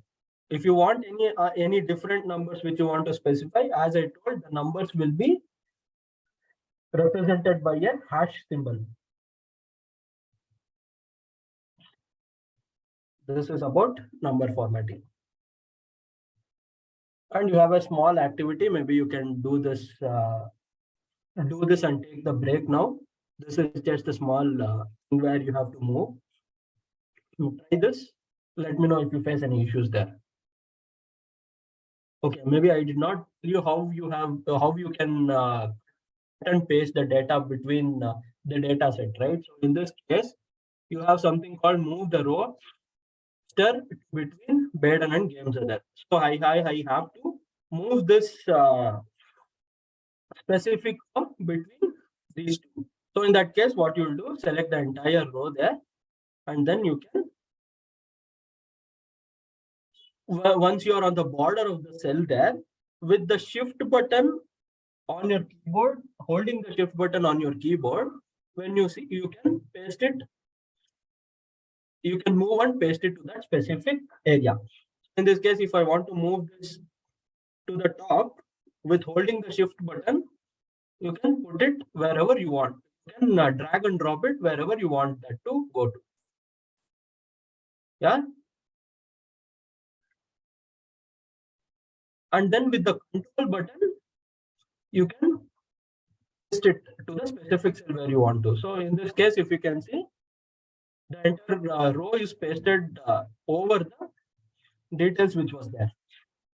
Control Z and it will undo the previous step. Yeah. If you want to move, you have to hold the shift key, and then with the help of mouse, you can move it to the place where you want to move and drag it to the place where you want to move that. When I press the shift button, that if you see the highlighter here, this is lines, and when you hold the shift button, that will become one line. You can leave it the place where you want the data to. Okay. This protect cells we will go. I think this we have it in the next next workbook. We will see. Okay. Guys, we will take a break now. We'll come back at 2:15. Okay, sir. Okay, sir. Yeah. Sure. Hope everyone is following. Any doubts until now? No, sir. No, sir.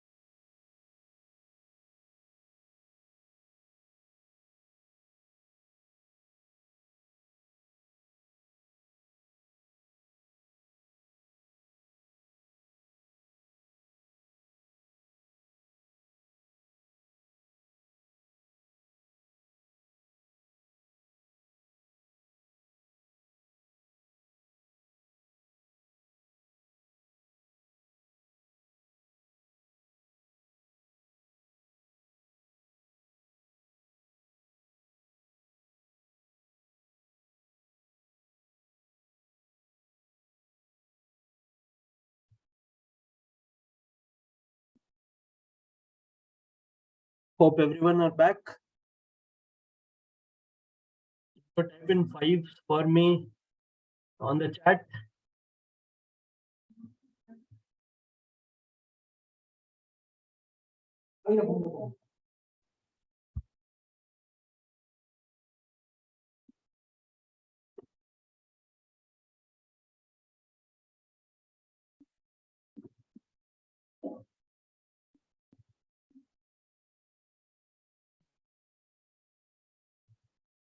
Hope you all had your lunch.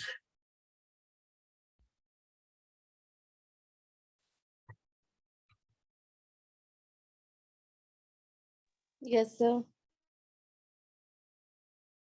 Yeah, I think most of the people are back. We'll wait for it.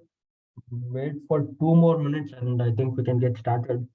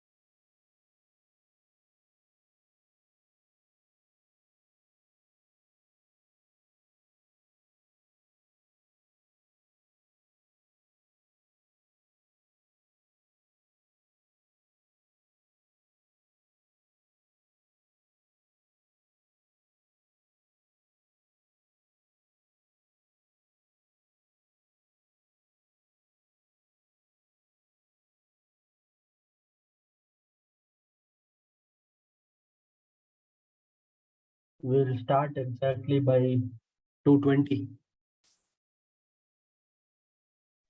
Okay, sir.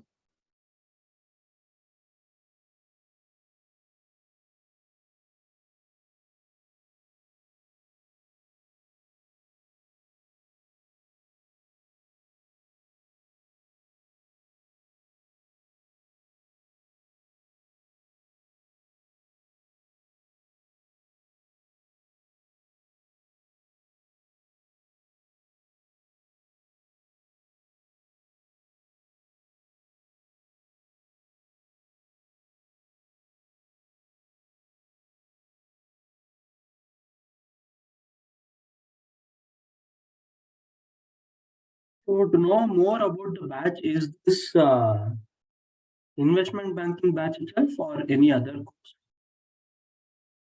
It's for investment banking only. Okay. All the three batches? So I'm telling about the CIBOP 41 online one. So Other CIBOP batches? 45 is for no, same for investment banking, sir. Okay.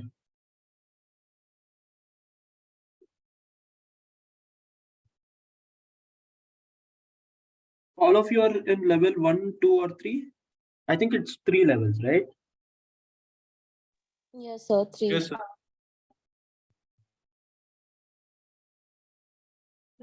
You are in level 2 or 3? So level 3. Okay. So with this, your course is completed. Yeah, on 29th, the third mock has been held. Mm-hmm.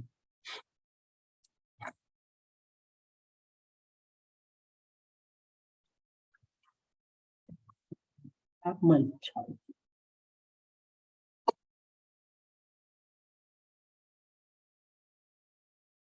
So will they ask the Excel question also in mock?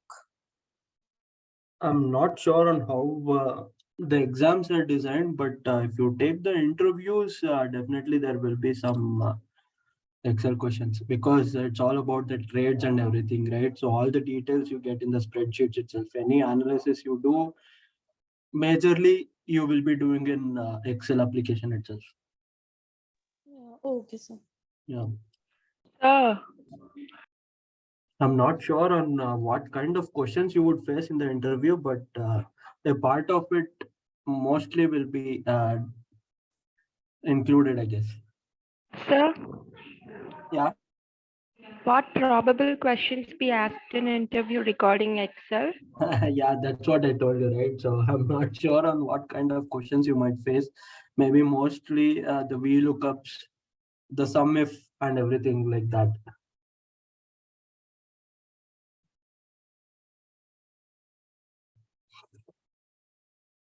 Yeah, I think we can get started, right? Most of the people are there already. Yeah, this is on the class 2 workbook now. Everybody can please open this workbook. Yeah, so this in these two tabs here, we will learn about autofill and the flash fill. Autofill is something like when you see this active cell highlighted with the green border, right? So on the bottom right corner of the selected cell, you have one box which is highlighted. So if you can see the small box which is disconnected from the border here, I have maybe I have zoomed in quite a bit for you to see this. So, and if you are hovering over that specific button, your cursor will be a plus mark. So that is called as a fill handle. Yeah. So when that specific cursor is activated and you drag that to the next cells, the entire data will be copied, including the formatting. In this case, you have this scarf word with red colored font, right? So maybe I will control Z to go back, and maybe I'll put in the cell color and fill in color as well. And I drag that to next some cells, and if you can see, the entire cell formatting and the cell contents is copied. What if you want to copy only the uh, cell contents, which is only the wording? So in this case, when you use that fill handle and drag and drop it down, you have another button appearing here. Eh, you click on that and you have different options here. So click on fill formatting only, that will fill the formatting only. So if you type in anything, that also comes up in red. Yeah. And then if you want only the contents of the cell without formatting, click on that. And if you can see, this is formatted according to the formats which was there already in the underlying cell. So in this case, let me delete the cells and see what is the format here. Maybe I will remove the color and then put that as automatic. So the same cells I drag and drop and do it without formatting. And if you can see, the underlying cell format was without any formatting. And now you select the option fill without formatting. Only the contents of the particular cell is copied on the next cells. Yeah. So if it is text, you can see only 2 or 3 options on this autofill. So flash fill, we will see it in the next tab.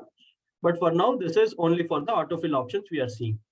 And if it is a number, say for example, I put in the number 1 and then use the fill handle to drag, you can see the cell contents copying on the next cells. But if you want to fill the series, as the cell formatting here is a number, then use this fill series, and if you can see, it goes with the next number. Yeah. And again, you have like these two options which was available with the text, fill formatting only and fill without formatting. So this being a number format, you get another option under the autofill, which is series. And then with the month, I drag and see, this will automatically fill you the next months here. Yeah. Again, this is with the fill series, and this being a month, and you have another option called fill month. It is the same with the series. So though you select this fill series or the fill months, that will automatically take you to the next month or the next period. So if you could see the text, we were having only these two options. And if it was number, another option called fill series was there. And if it is a month, we are seeing another option which will be fill months. So Excel will automatically detect what kind of data you are entered within the cell. And now it is a weekday. Again, I drag and drop. You have two more options: fill days and fill weekdays. So by default, Excel has defined Saturday and Sunday to be the weekends and all the other days to be weekdays. So in this case, if you can see Monday, Tuesday, Friday, Saturday, and Sunday, again it starts with Monday. And if I use the option fill weekdays, that will skip Saturday and Sunday and it will go back to Monday. Yeah, fill days, it will take all the days within the week. So if it is a week, you can see two more options which will be fill days and fill weekdays. And if it is a date, again, I use the fill handle to drag and drop. Again, if you see, you have two more options with the weekday, which is fill days, fill weekdays, fill month, fill years. Yeah. So now I have dragged and dropped it. It will go for the next days because it has selected the series. It is the same with fill days. Okay. And when you fill weekdays, and if you can see after 26th, it is 29th because it is Saturday and Sunday in between for this particular year. Yeah. And then fill months, I will resize the column here. And if you can see the dates being same, it will fill the next months only. Okay.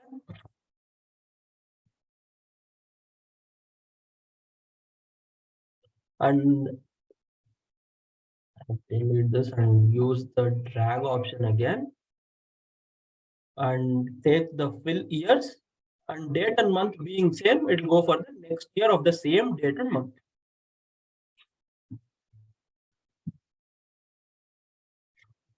Yeah. So Excel detects the type of the text you fill in and automatically gives you the autofill options.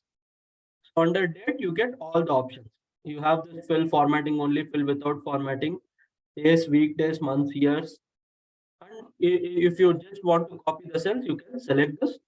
And the data will be copied from the entire cell there. Okay. If you want the series, you can use the series, whichever is there on the drop down based on the number format or the date formats which you have selected there. So this is about the autofill. And the flash fill is something which will ease your work if you are not knowing any function which you will have to use. In this case, let us use flash fill to just split the name into first name and the last name. Okay, in this case, I type in the first name and the last name here. And again, with the fill handle, I will drag and drop this. And now you can see the same name being copied. But here, if you use the flash fill, according to the first names here, it will autofill the first names here. Again, in this case, I do the same and I use the flash fill. If you can see, based on the first entered data, it will automatically understand the data and put you the given series. Yeah, the shortcut for autofill will be first you will have to type in the data and then Control E. Control E will be the shortcut for you to autofill using the flash fill. Control E. So if you press F2 within a button, the entire autofilled option will be highlighted. If you can see. So it's a control D or control E? Control E. Control D will copy the data from the previous cell. Cell which is on the top of the current cell. So Control E will help you autofill using the flash fill. Okay. and it understands the series. Say, for example, you have to create an email for that specific person. Maybe do something like the first letter of the first name and then the entire second name @abc.com and use Control E. And if you can see,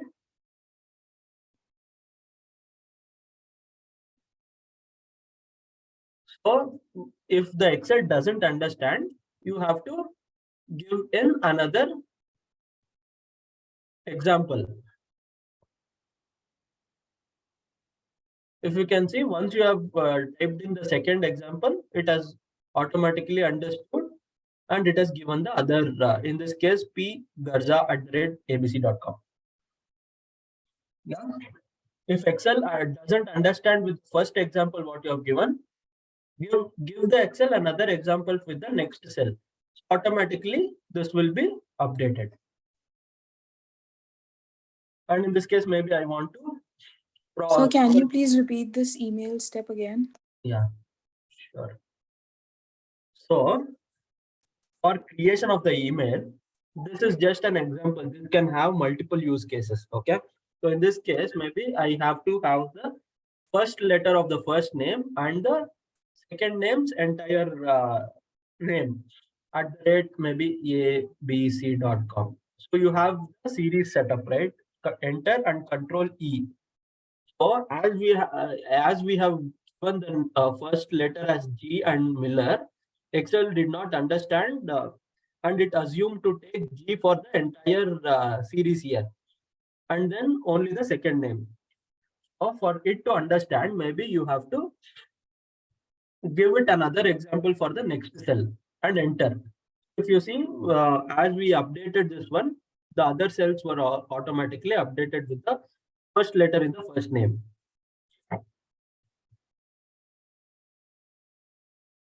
Understood? Yes, sir. Yeah. So proper case is something capitalization of each letter in each word, the first letter in the each word. Okay. And then Control E, it automatically takes the series. Yeah. And then maybe initials, I will give it as GM, Control E. And if you can see, this is having three words in the same name, and then it has taken the first letters of each word there.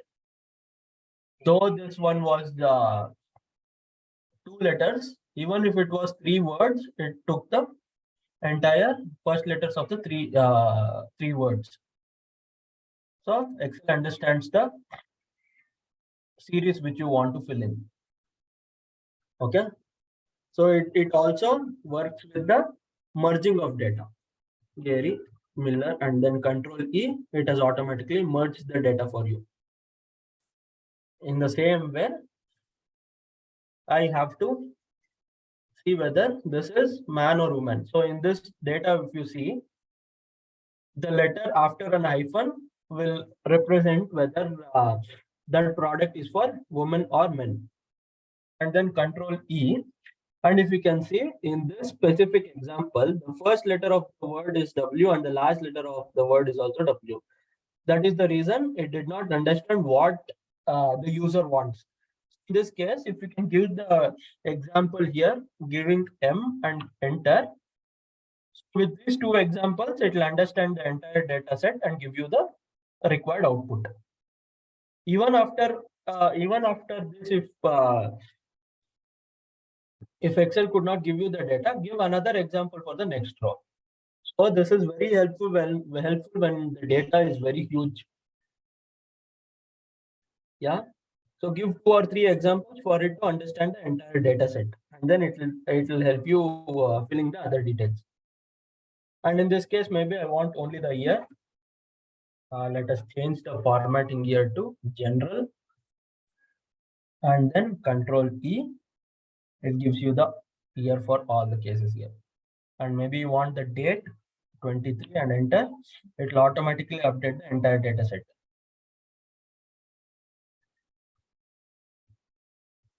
This is how you use a flash fill. Any doubts? This I tried to combine some of the examples here, but there definitely are many other examples. It all depends on what data set you have and what results you want it to give as an output. Yeah. Yes, So sir. if you could see, this was based on autofill and the flash fill, right? So how did it understand? So that for example, you have this Monday, Tuesday, and Wednesday. So this was an autofill, right? So we have custom lists which is available within Excel, where you can define. Say for example, you have to give some of the states as a custom list. Say in this case, what you can do.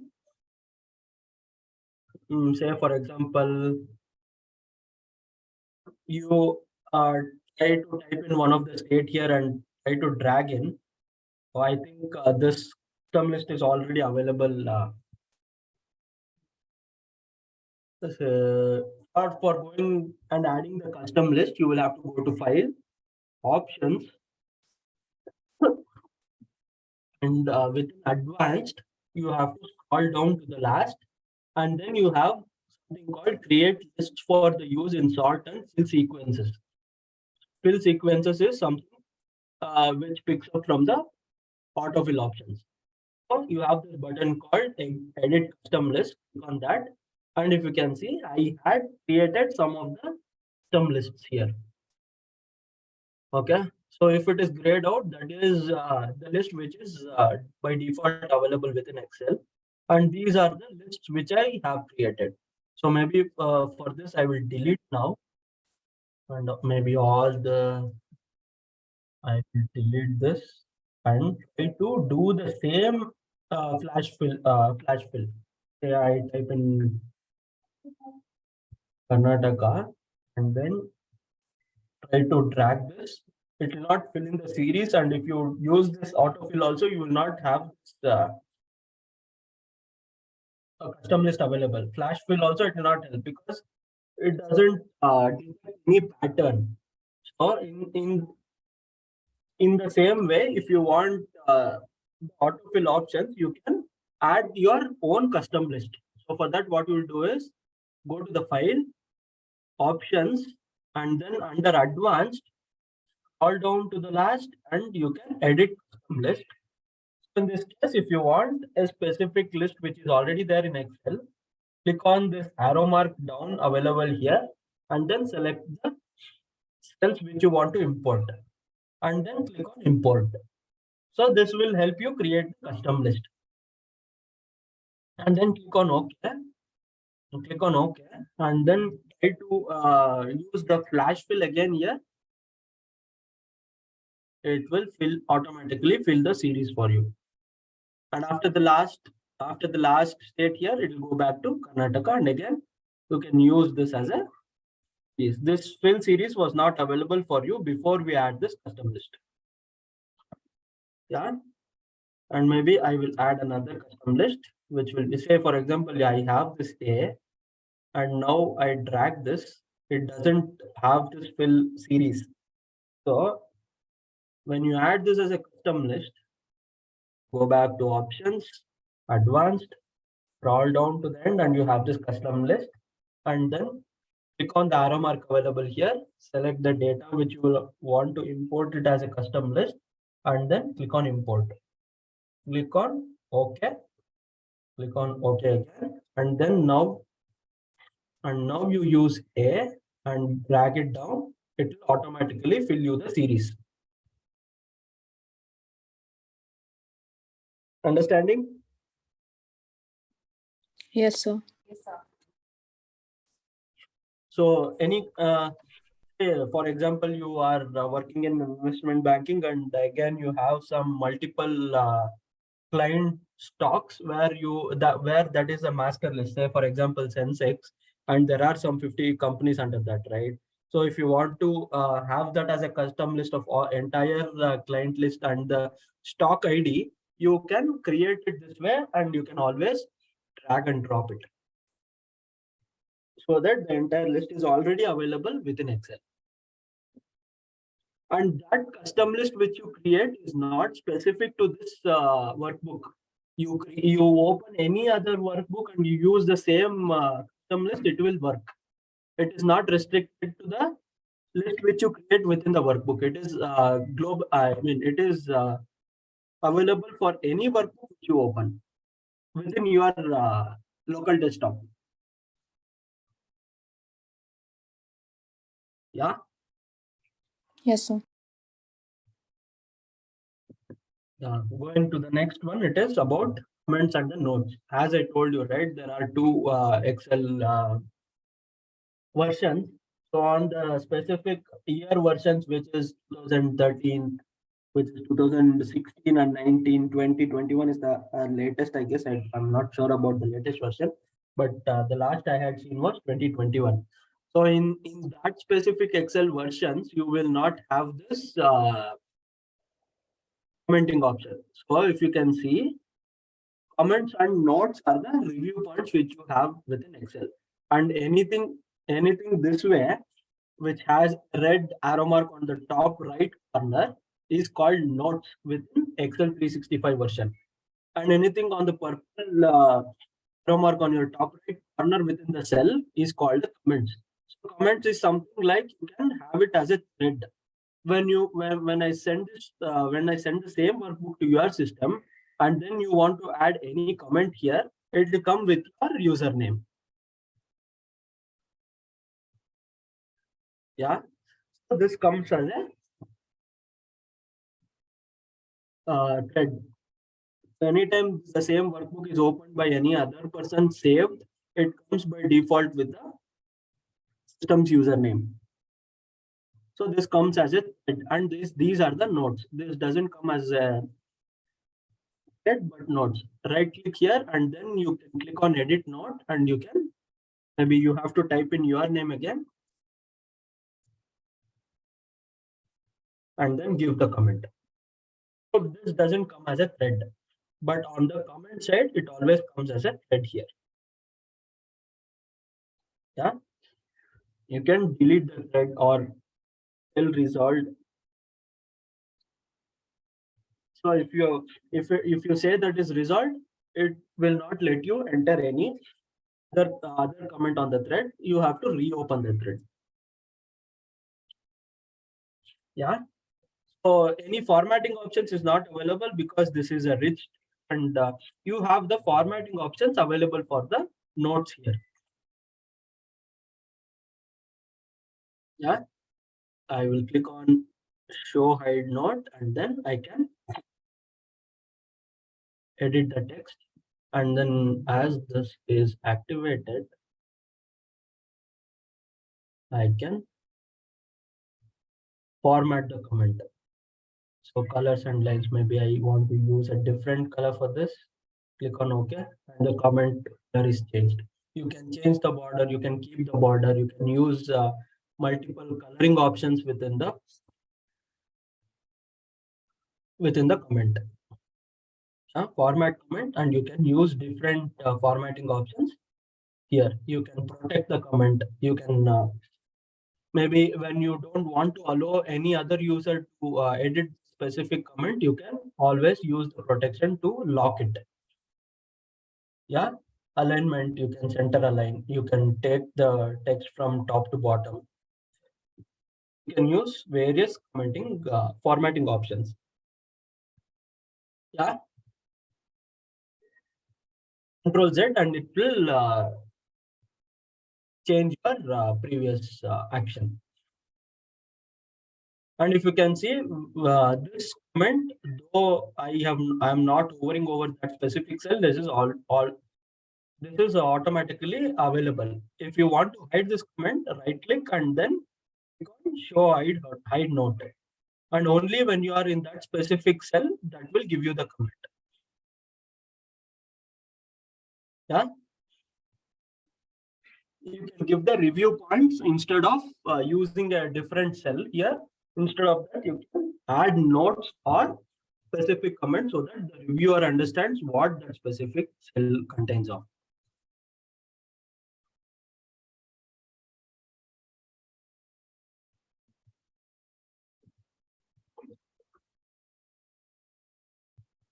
Any doubts until now? No, sir. Yeah, let's go further. So this is on the data validation now. So data validation is something you want a specific columns or cell to have a specific kind of data types. You can always restrict it with a formula, or you have different data validation options. There in this example, if you can see, I can enter any data here. So if I want to restrict the user to have only 3 number of characters within the cell, in this case, let us let us select the entire data here and then go for data validation technique. So for that to go, you have to go to data tab here, and then you have under the data tools, you have the data validation tab. Okay. For that, you again take the drop down or directly click on this option, and here you have different validation criteria. So if you take the drop down here, it is something like I have to restrict it with the text length. Okay, so it has to be equal to 3. Okay, and then I can give the input message or the error alert. So the error after the invalid data is entered. It will help you with 3 options here. You can give a warning, but if you are giving a warning, it will still allow the user to enter the data. But if you are saying it as stop, it will not allow the user to enter the data itself.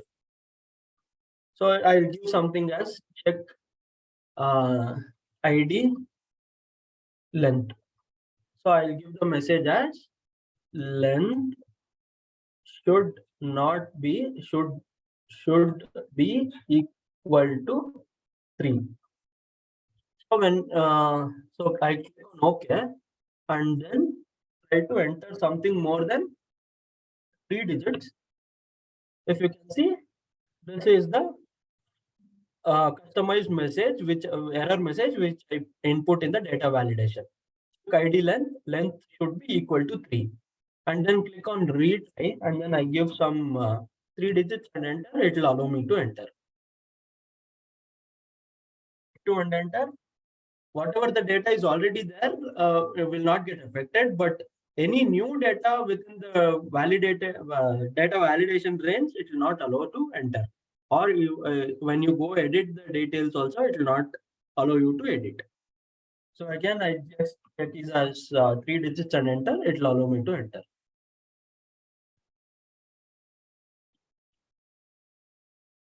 Yeah. So you have different validation techniques where you can use multiple options here. So maybe in this segment, I want user only to use the predefined segments in the company. So I can take the hard-coded segments within the data validation option, or I can give the link to the list with the same workbook. So I have on the last tab we have master. So in this case, maybe I will delete these 2 things, and I have 3 segments to restrict the user to enter only these 3 segments. So what I'll do is go back here, select the cells where the data validation has to be applied, and then go to the data validation. And now I'll give it as list. Okay, and then you have this source. Click on the arrow mark after the field here. Go to the master, and then give the details as to what has to come in the drop down. Okay, these 3 cells are the validation list I have to put in. The same arrow mark again, and then I will tell select from the drop down. You cannot type different segments. Click on OK.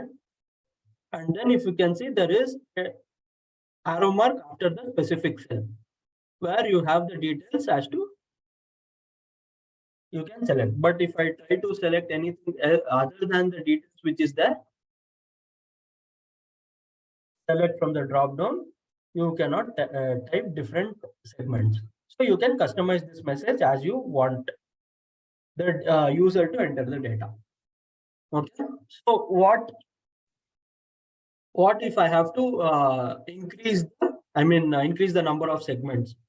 So go back to the master sheet. I will say admin. Okay. And if you go back to the data validation, it's not there because I have selected only the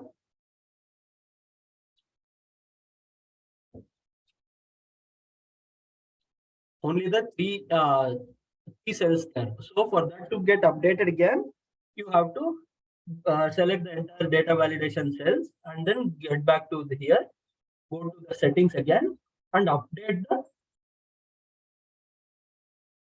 range here. On OK. And now the new department is also available. But one hack here is you can add some cells in between. So as the added cell is between the range, which was 4 to 7, I have added between the range, and then now it will automatically get updated. Yeah, when you are putting the data after the cell, it doesn't get updated in the list there. But if you are putting it between the already selected range, that will up in the validation.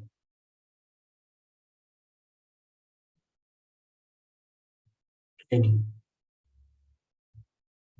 Okay. This is about the data validation. So another one is something like for the start date. So any new employee who will be added, not go back and join, right? This will be a prospective document wherein any new employee is added. He will generally be starting on the day which we enter it here. So again, for this we can use something like select the entire cells where you want the data validation to go, and then you have date. Should always be greater than today. So I think we use this function, right? So today will always be a dynamic function where it will always take the today's date. Okay. Minus, I will tell -1. Today, -1. So he can, I'll allow the user to enter the data for at least 1 day after today. 1 day before today. And then click on OK. Say I enter today's date, it will take the data.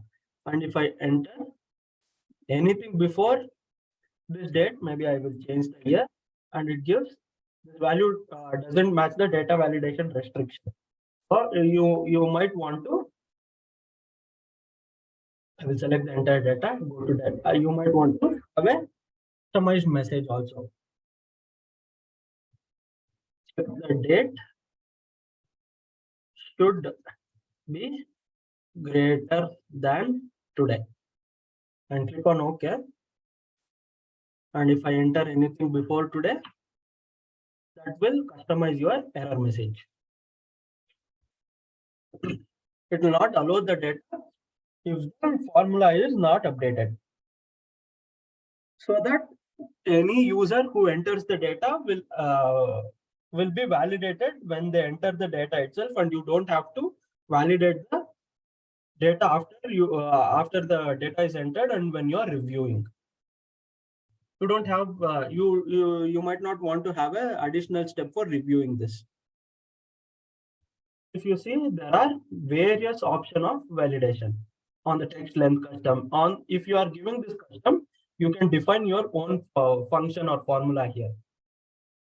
Okay, number decimal number, the list date, time, anything like this you can use.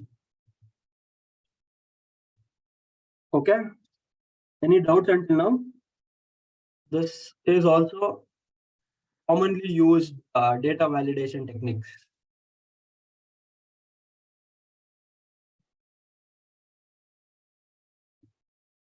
Maybe take 2 minutes, and you might want to try this on your system. Let me know if you face any issues there. I'll give you some time. This is also little important maybe.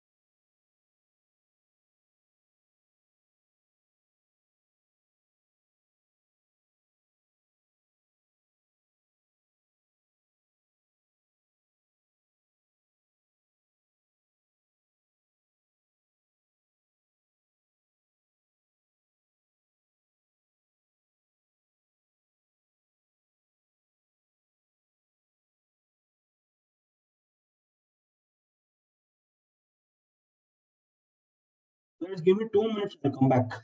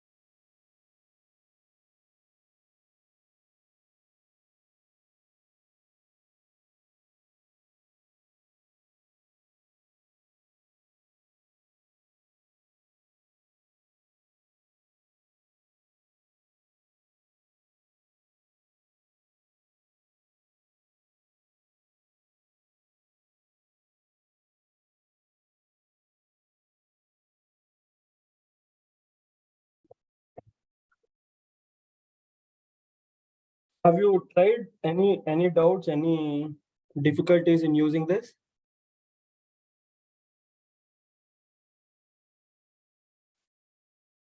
No, sir.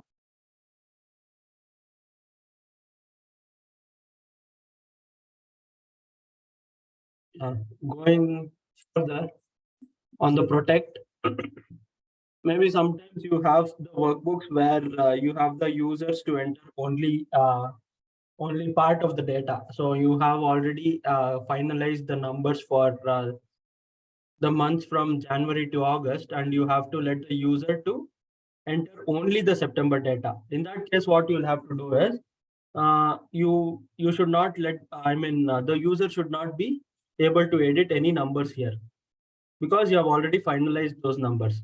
In that case, what you'll see, one option is to protect the worksheet of the specific range.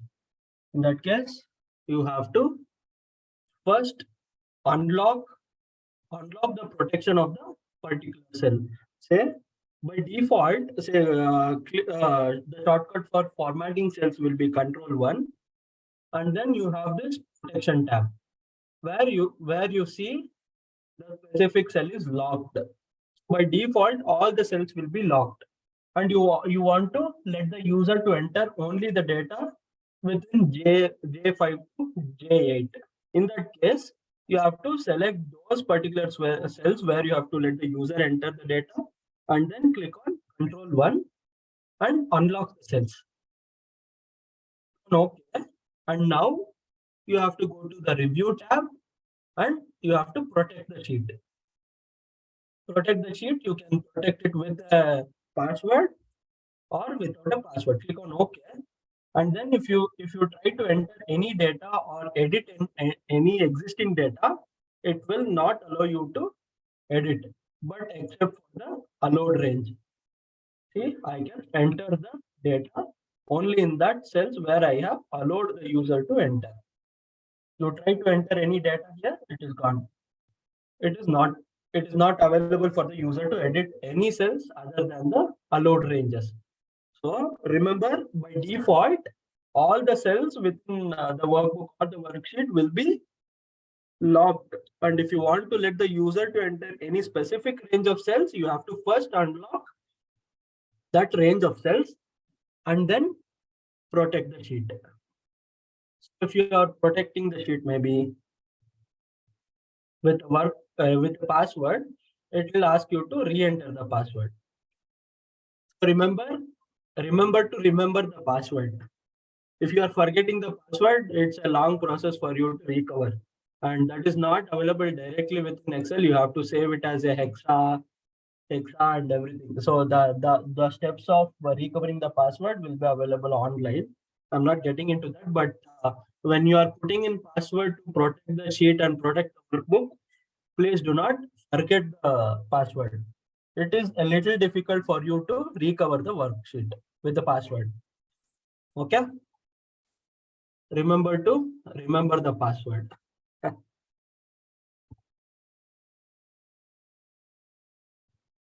Okay.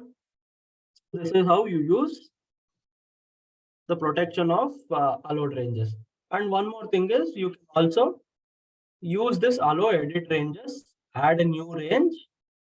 So here you can edit the range, click on this arrow, and then click on OK, click on apply, and OK. So this will also be allowed for edit. So you can protect the entire worksheet and you can allow edit ranges. Okay. Yes, sir. Yeah, when you add the allow edit ranges, you have the shortcut for protecting the worksheet from the same dialog box as well.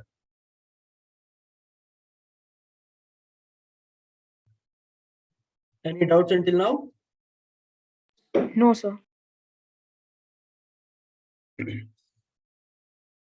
Hope most of you are following. You can always Yes, stop sir. me where if you have any doubts or you want any clarifications in between. Sure, sir. Yeah. Going to the next tab now, which is on the formula cells. So this is something on using just like the Control F on finding the options. This is something like you have to select the underlying cell value. So in this case, it is something like where you want to find which are the particular cells with the formulas only or the hard coded numbers. In this case, when you it is impossible for you to when it is a huge data, it is impossible for you to find which are the formula cells or which is the hard coded numbers, right? So in that case, what you'll do in all the cells with the total is with the formula. How will you find all the cells with the formulas at once? So select the range which you want to find the specific cells, and then go to home and find and select. You have go to special. Okay, so you get this go to special dialog box wherein you can select the formulas and click on OK. And if you can see from the selected range, it will highlight the cells where the underlying cell value is the formulas. Yeah, and then you can use this cell color or the fill color so that you can edit those specific cells at a later point of time. I'll make this black again, go to automatic. But you can use this fill color to later edit any of the cells which has formulas. So in the same way, I will do a Control Z and then maybe go. The shortcut for go to is Control G, and then you have the special button at the end. Click on that and you get this go to special. You have two ways to go there, Control G and special, or under the home tab you have this find and select and go to special. Yeah, and then you want to select only the constants. You can click on the constants, click on OK, and it will select all the cells which has the hard coded characters. So if you can see this this year and the totals are not selected because the underlying cell contents is the formulas cell. And then again you can use the same to color if you want to review those things later. This comes to use when say for example I know that maybe I will put the function here. I'll put any formula here, and then I don't want this to come as a formula but as a hard coded number. Say for example, I select the entire data here and go for Control G and do this special and say formulas, click on OK. And if you see, I wanted only the totals to have formulas and not any of the data cells here. So unfortunately, only this particular cell is having a function. This might be wrong, right? So actuals cannot be the percentage of the previous month, previous year, or previous month data. So this is it is something on the review you find this is wrong. This number is wrong. Maybe you can use this go to special and highlight the constants or formulas or the different options available under the go to special thing. Go to find and select and then go to special. You have different options here. Okay. Okay, sir. The shortcut for that will be Control G and click on the special. So instead of using the mouse again, if you can see this dialog box here, only the under the special button, only the yes letter is underlined.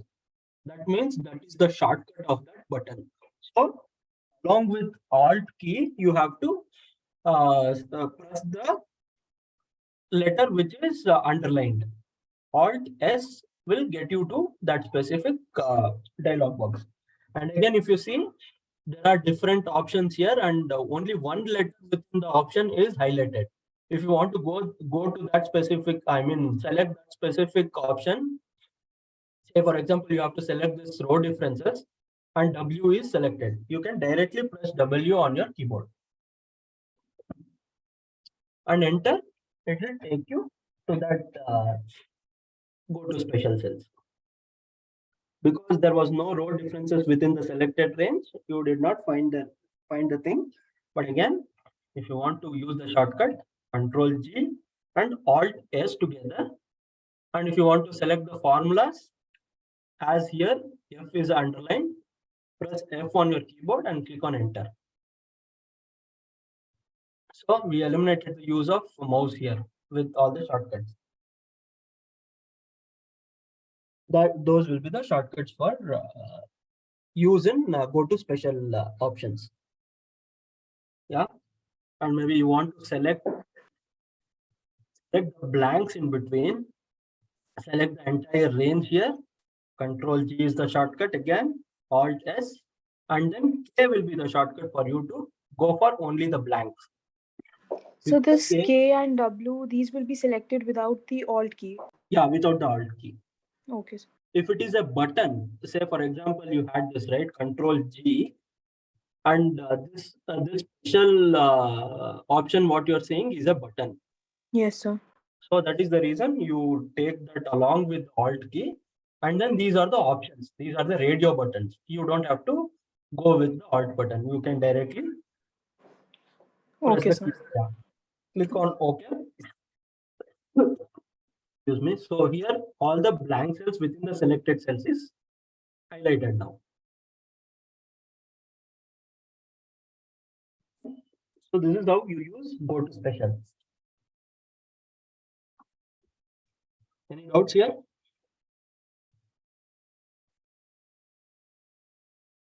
No, sir. No, sir. Yeah, there is an activity here.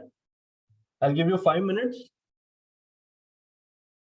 I think it's the same activity which we did in the previous one. Okay, we'll skip this. It is the same activity here. Okay, we will go for the next workbook now. Now it is formula rules.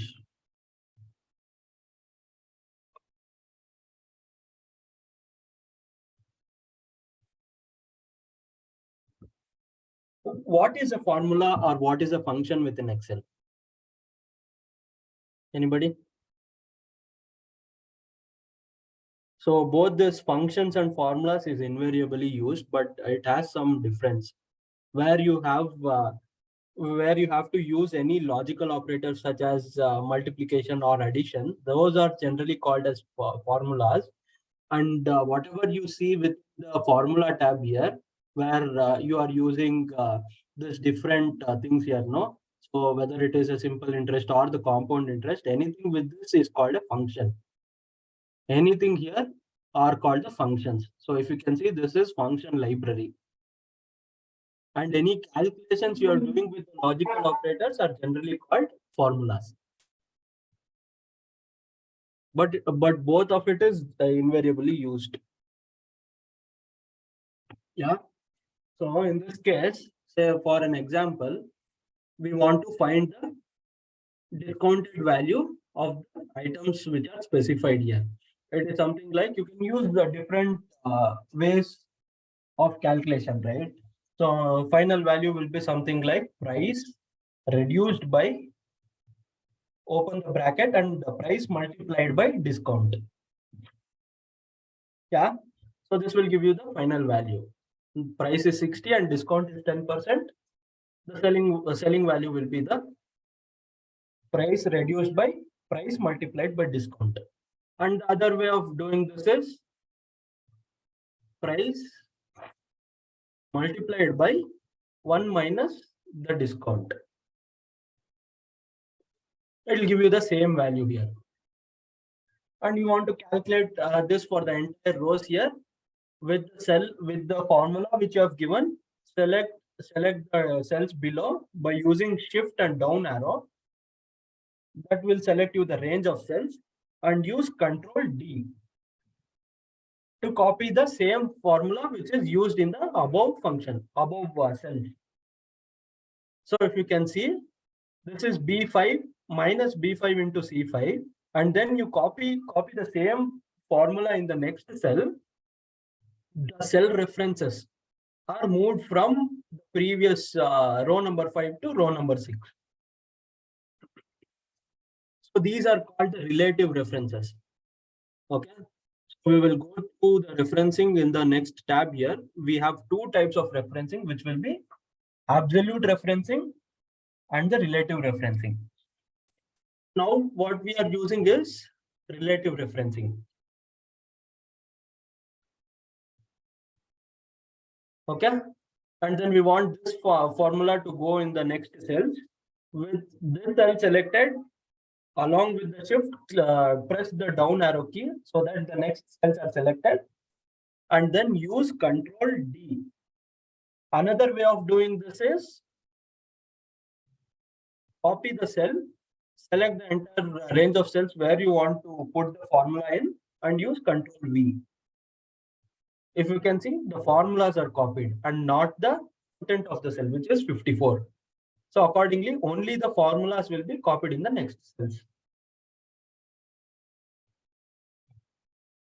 Yeah. Any doubts with this? No, sir.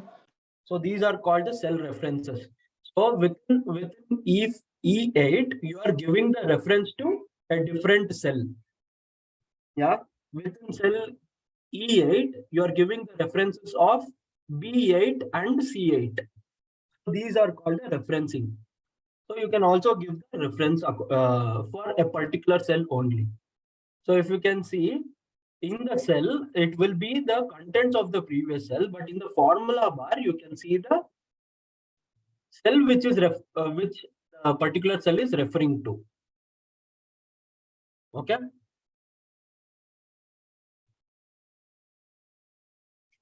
In the same way, you have another thing where you have to find the people knows about the cumulative profit for the year or the profit for the month. So it is something like Jan month being Jan to December, the calendar year. So the profit earned for the month of January will be the profit earned only for the month of January. And if it is a cumulative profit for the month of February, this will be the profit earned for the month of January and February together. Okay. So if I say this 3,200 is the earnings for the month of YTD up to February, this the part of the number will be the profit earned for the month of January, and a part of it will be the profit earned for the month of February. Say this because we know the previous number here, 2,200. What will be the profit earned only for the month of February? It will be 3,200 reduced by 2,200, which is the profit earned in the previous month. Understanding? Is that confusing? No, sir. Yeah. So how will you put this with the formula here? In this case, this is all cumulative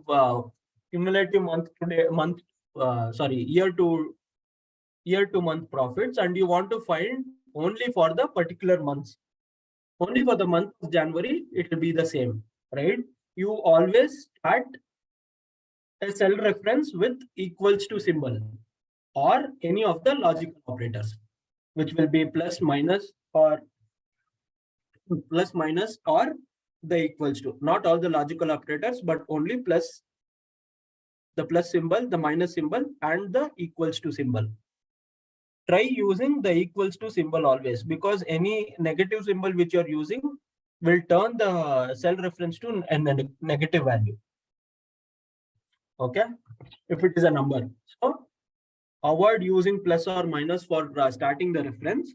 You can always start it with equals to symbol. Once you press equal to, and with the help of arrow mark, you can see this dotted border appearing above or below, whatever the arrow keys you are using. Okay. So the January month profit will not be accumulative because that is the first month of the calendar year, and enter, it will give you the same value. And then using this fill handle, you can drag to copy the formula from the previous cell. So if you see the last line, that will shift the references to the next cells automatically. Following? Yes, sir. Yeah. And now to find the profit for the month of February, you have to reduce the current month profit with the previous month. right? Equals to select the current month's profit reduced by the previous month's profit, and then minus the cell reference. You, with the help of the mouse, you can directly click the particular cell reference, or with the help of the arrow marks, you can directly go to the specific cell and click on enter. And now we get the profit only for the month of February. As I said, we can use the copy paste specific range, or use Control D along with the cell which has the formula. So if you can see, the last reference here will be moved from B13 to B24. So these are the relative references. Okay. And if you want to copy the formula to the right of the active cell, you have to select the entire range of cell, and then with the help of shift and right arrow, select the entire range there and use Control R.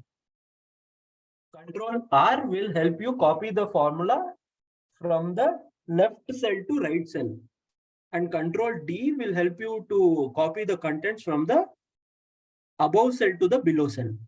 Control D and Control R. Remember, R will be right, D will be down.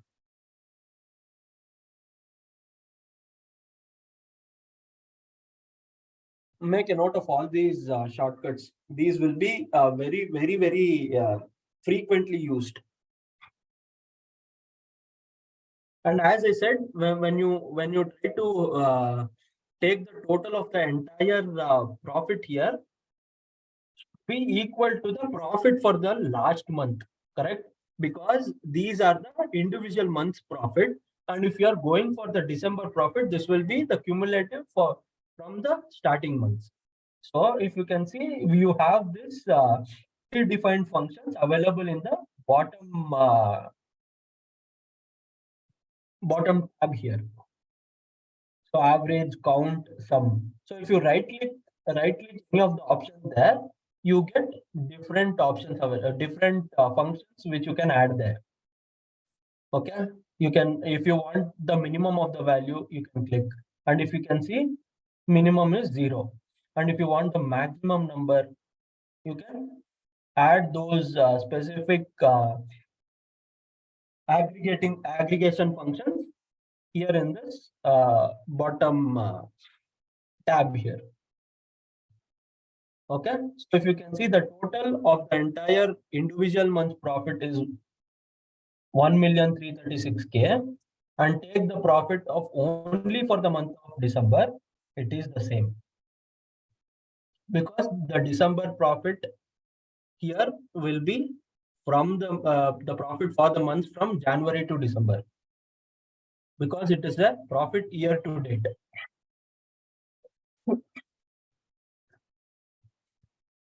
Fine. So this is how you will validate the data after you do some calculations. Any difficulty in following? No, sir.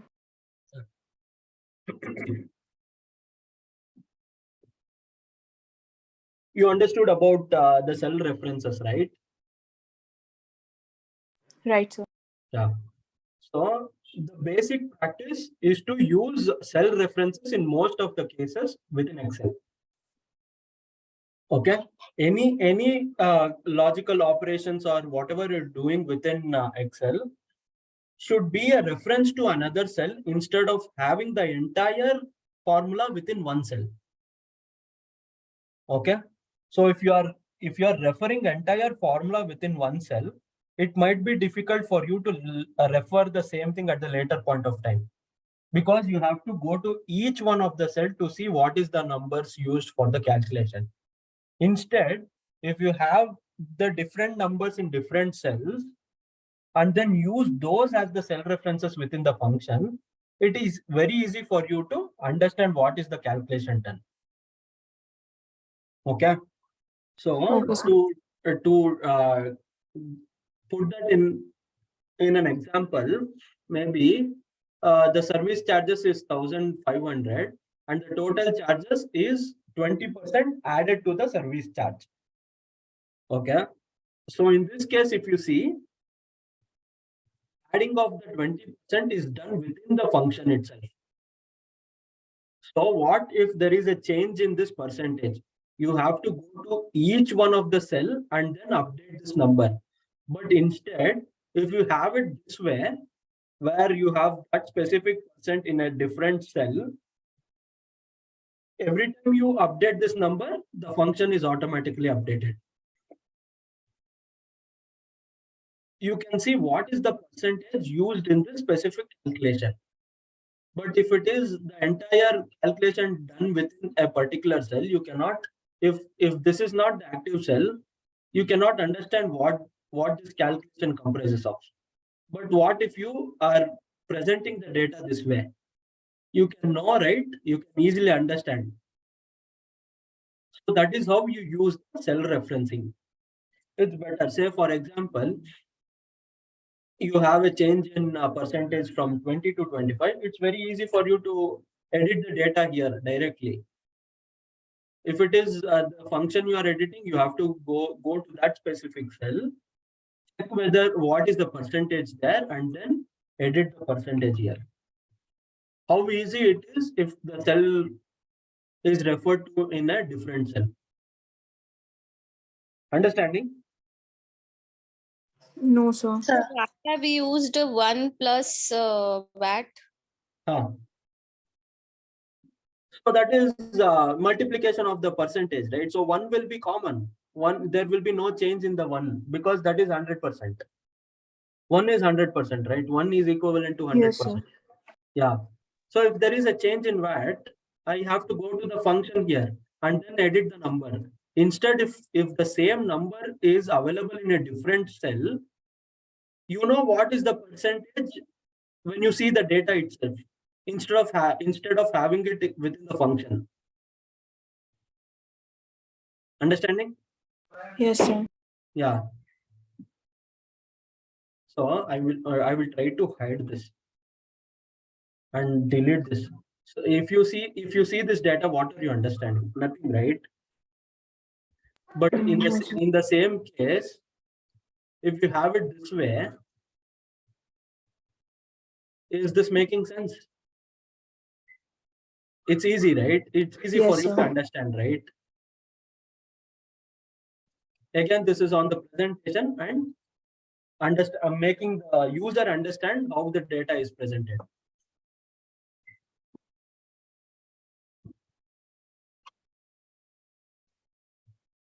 Can we go forward? Yes, sir. I'm hearing 2 or 3 voices. What about others?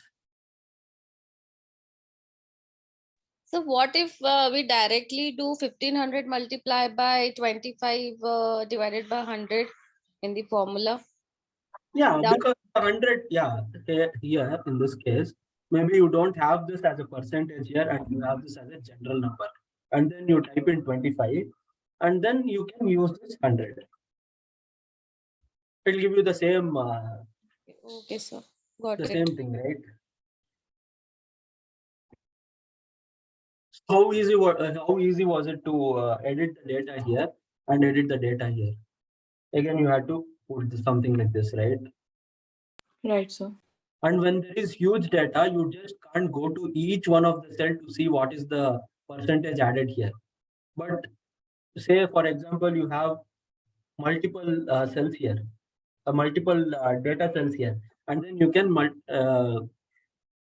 with cell referencing, you can do something like I will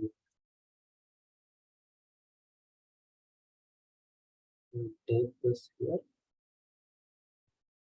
With the cell referencing, the same thing.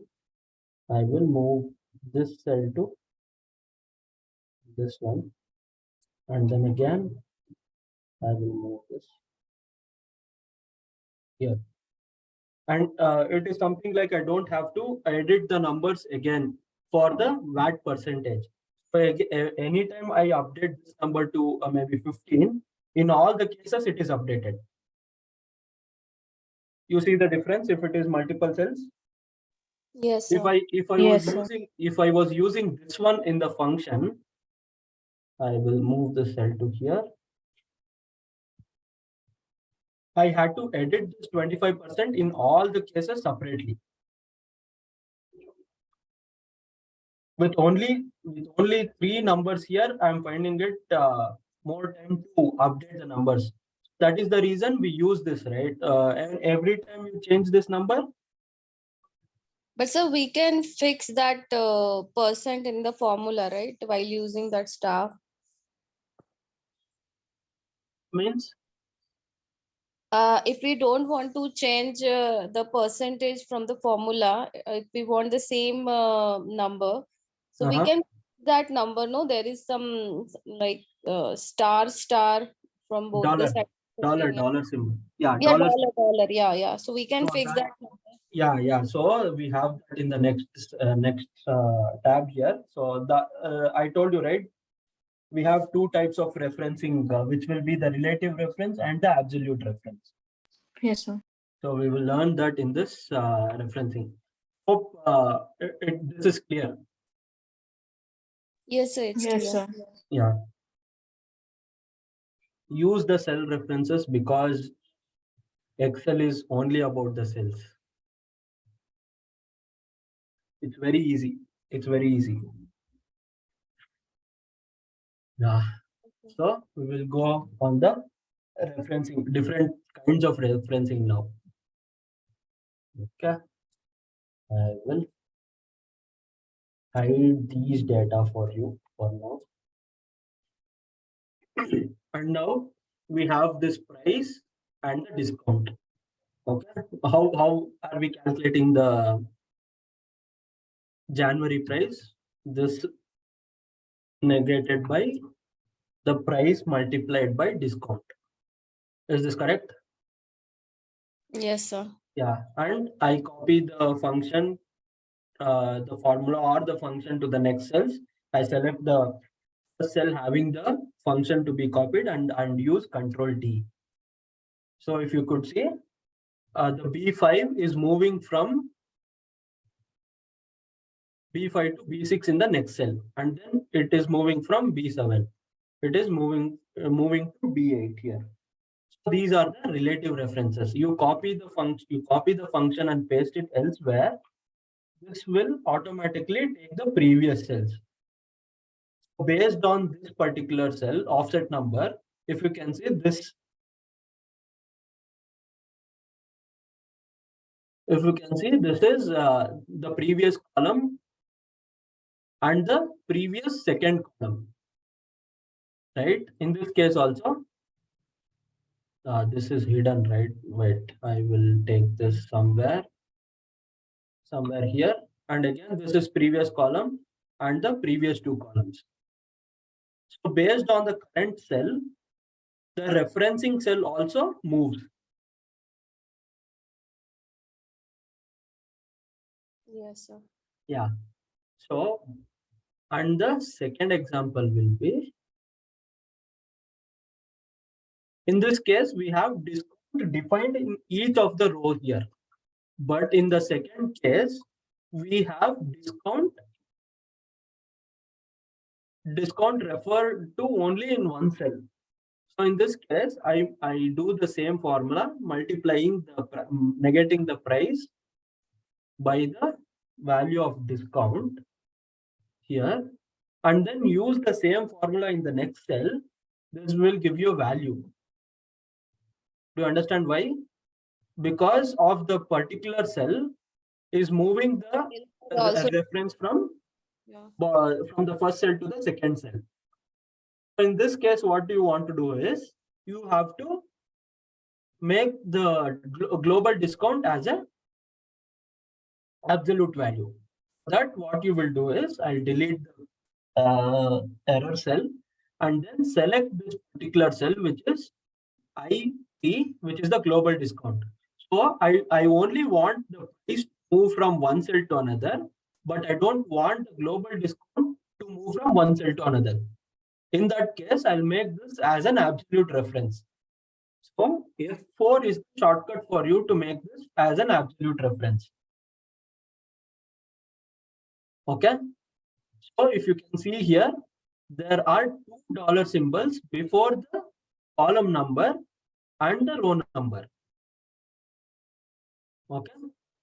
Yes, sir. And now I use the Control D to copy the function. You can see that the cell reference of the price is moving from B5 to B6, but the global discount is not moving from I3 to I4 because I have made that as an absolute reference. So anywhere you paste this data, only the price reference will move, but not the global discount. Say I copy the same formula elsewhere, and if you can see, the price is moving from as a relative reference, but this global discount is not moving. It is coming as an absolute value, which will Absolute be value. fixed at I3.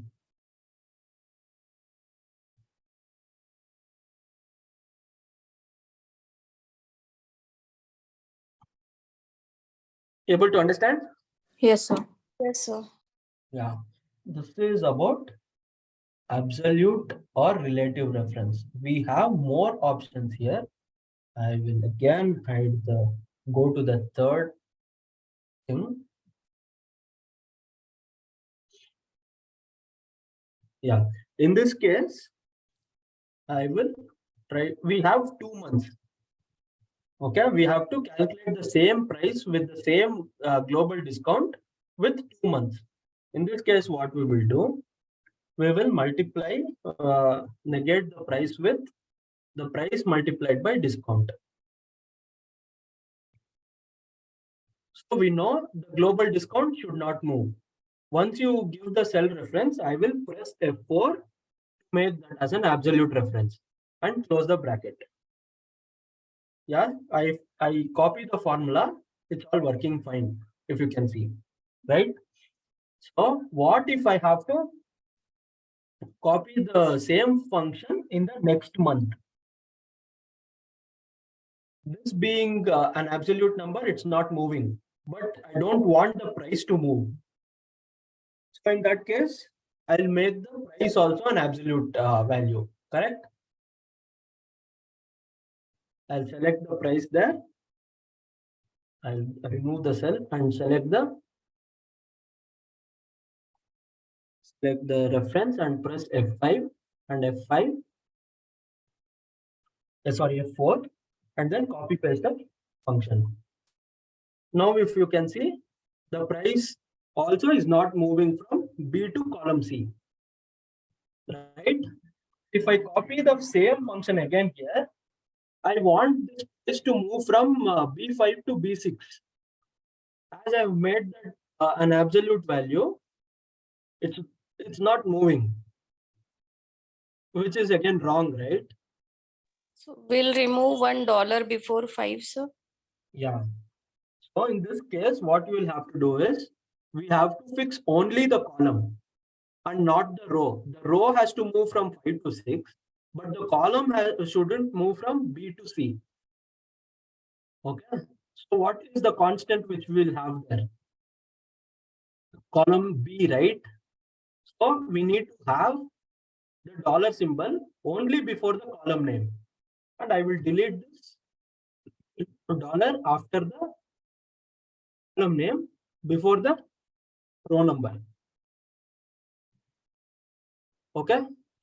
And click enter and I copy the function. And if you can see, if I copy the same, I will Control D, copy the same function and Control D. It is moving from 5 to 6, but not B to C. Right? Understanding? Right, sir. Yes, sir. So for this, when you are deleting the dollar symbol, right? Selecting the entire cell there, you can press the F4 multiple times. It will give you various options of the absolute values. Okay. Okay, Yes. sir. This is another kind, and again you have the last referencing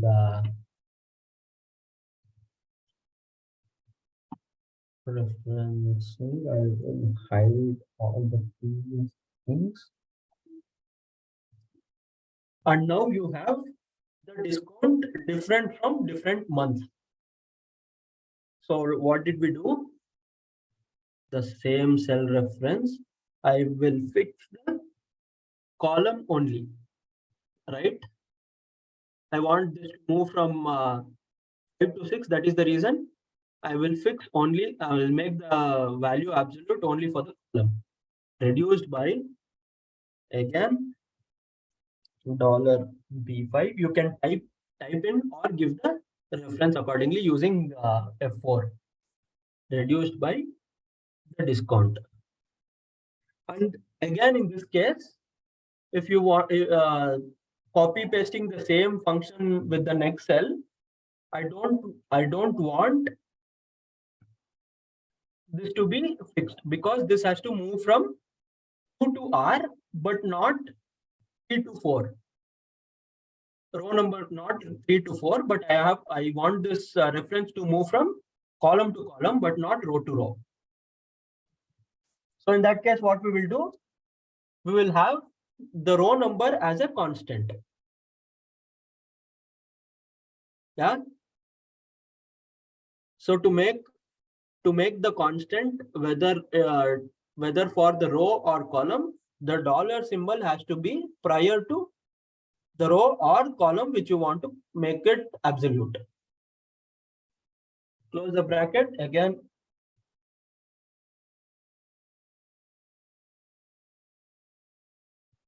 This is multiplied by, right? Yeah. Copy this. And if you can see, the reference is moved from Q to R. I do the control D for the next. The reference is not moved from 3 to 4 because 3 is a constant here. Copy the formula for the entire data range here. If you can see, it is moving from 6 to 7 for the price, but not B to C. In the same way, you can see that it is moving from Q to R, but not from 3 to 4.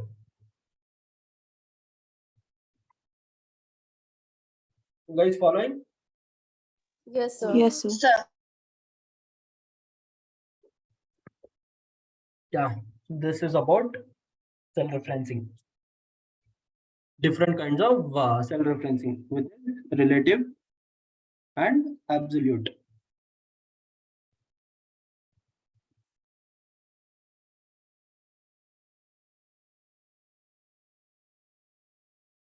Can you please try this in your system? We will meet in 5 minutes back.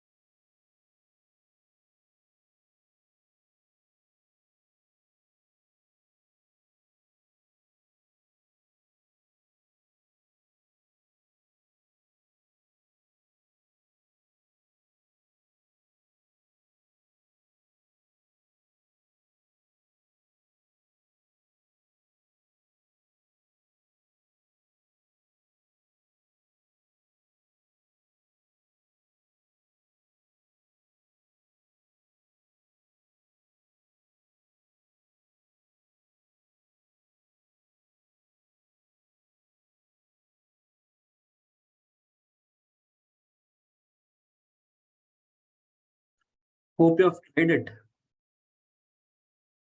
Yes, sir. Yeah. Any difficulties? No, sir. Yeah. And we saw the name manager in the starting, right?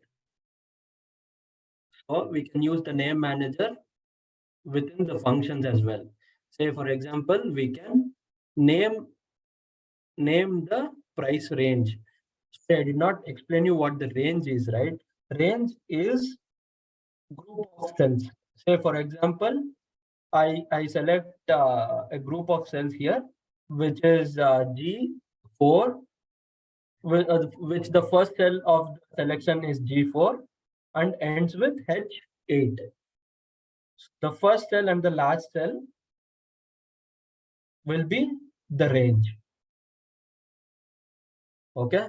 In this case, if I select the specific cells here, the range of the selected cells will be B5 to B8. And if I extend this to C, the range of the selected cells will be B5 to C8. The top left corner of the selection to the bottom right corner of the cell will be the range of cells. Okay. So in this case, the range of price is with the cells from B5 to B8. So when I go ahead and select the entire range of cells here, and I give it a name as price and click on enter, where did I give the name is on the address bar here. Yeah, when you take the drop down here, it will give you all the list of named ranges. Okay, so I've named this as price. If you see, I select any one of the cell within the range, it will give the same cell address. But if I select the entire range there, it will automatically pick up the price. And wherever I am, I click on the drop down in the in the address bar and click on the named range. It will automatically activate the specific range of cells. Yeah. And then I name this as global discount. I'll name it as discount. Okay. Wherever I am, I'm in any different active cell, I take the drop down and now it is with discount and price. I click on the specific named range and it will activate that particular range of cells. The named ranges can be one specific cell or a group of cells, anything. Okay, I take the drop down, click on price, and it will go for that specific range of cells. And if there is any new cells to be added within the range, say for example, belt M, and I want this also to be included in the price range, I have to go back to the formulas and I have this name manager. And you can see all the named ranges listed here. And I want to edit the specific price, go and select the specific named range to be edited. And then click on edit. Here refers to, and then you can click on this arrow mark and you can reselect the range which you want to edit. And then click on OK. And if you can see, named range is redefined from B5 to B9. Click on close. And then I select the entire range here. It is automatically named as price here. This is how you edit the named ranges. And remember, named ranges is always the absolute reference. You don't have to use the dollar symbol with the named range because named range is by default an absolute reference.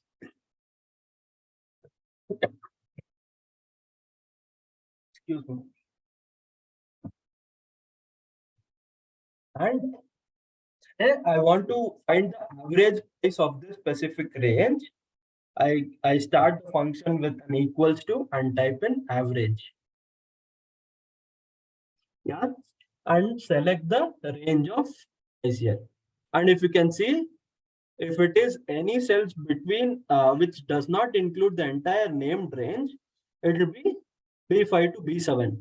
And if I have the named range already defined, if you can see, this is automatically populated as price. If not, you can manually type in the named range. And if you can see, once you typed in the enter name, the range is automatically selected here. Close the bracket and enter. Okay. And what will happen if you delete the named range for the named ranges which you have defined in the functions? That will come as an error. Now I select this and delete the named range. Click on OK and close. See, this is an error now because this price is not defined now. If I want to rename the named range, select the entire range there again, and then click on price. So if you can see, this is automatically updated with the value. Yeah. And now, as we have already renamed this as a discount, for the calculation of discount, again, minus the price multiplied by, I can, as I have already named it, I can type in the discount and close the bracket. So if you see, I have not used any dollar symbol between this, but still it is referring to the same cell. As I already told, the named ranges is always an absolute reference.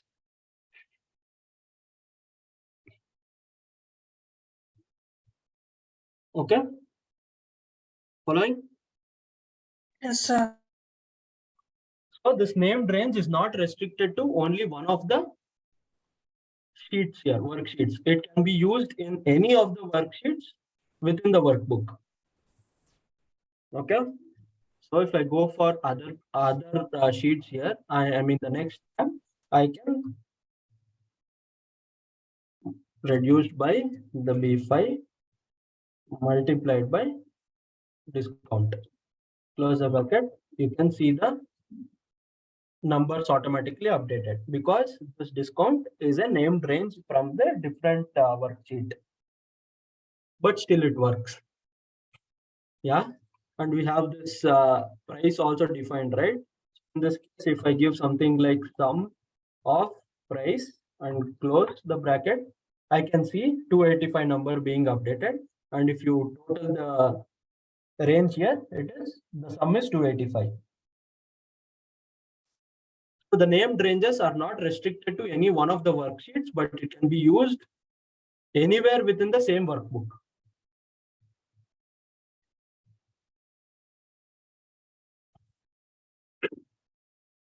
Yeah.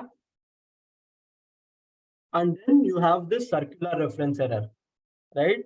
So when you open this specific workbook, you would have seen an error, right? When I am saving this document and reopening the same workbook. And you can see the error when you open the workbook. There are one or more circular references where a formula refers to its own cell, either directly or indirectly. So what does this mean? It is something like you are giving a formula within a cell using the same cell, right? Which doesn't give the value because the specific cell is the sum of B3 and B4, and again it is adding its own number, which is a circular reference. Hope you're understanding.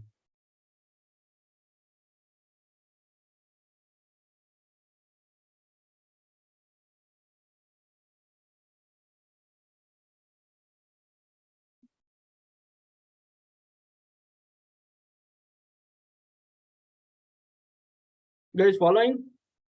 Slept? No, sir, following. Yes, sir, follow. Yeah. So understood, right? About Yes. why this circular reference occurs. Yes, sir.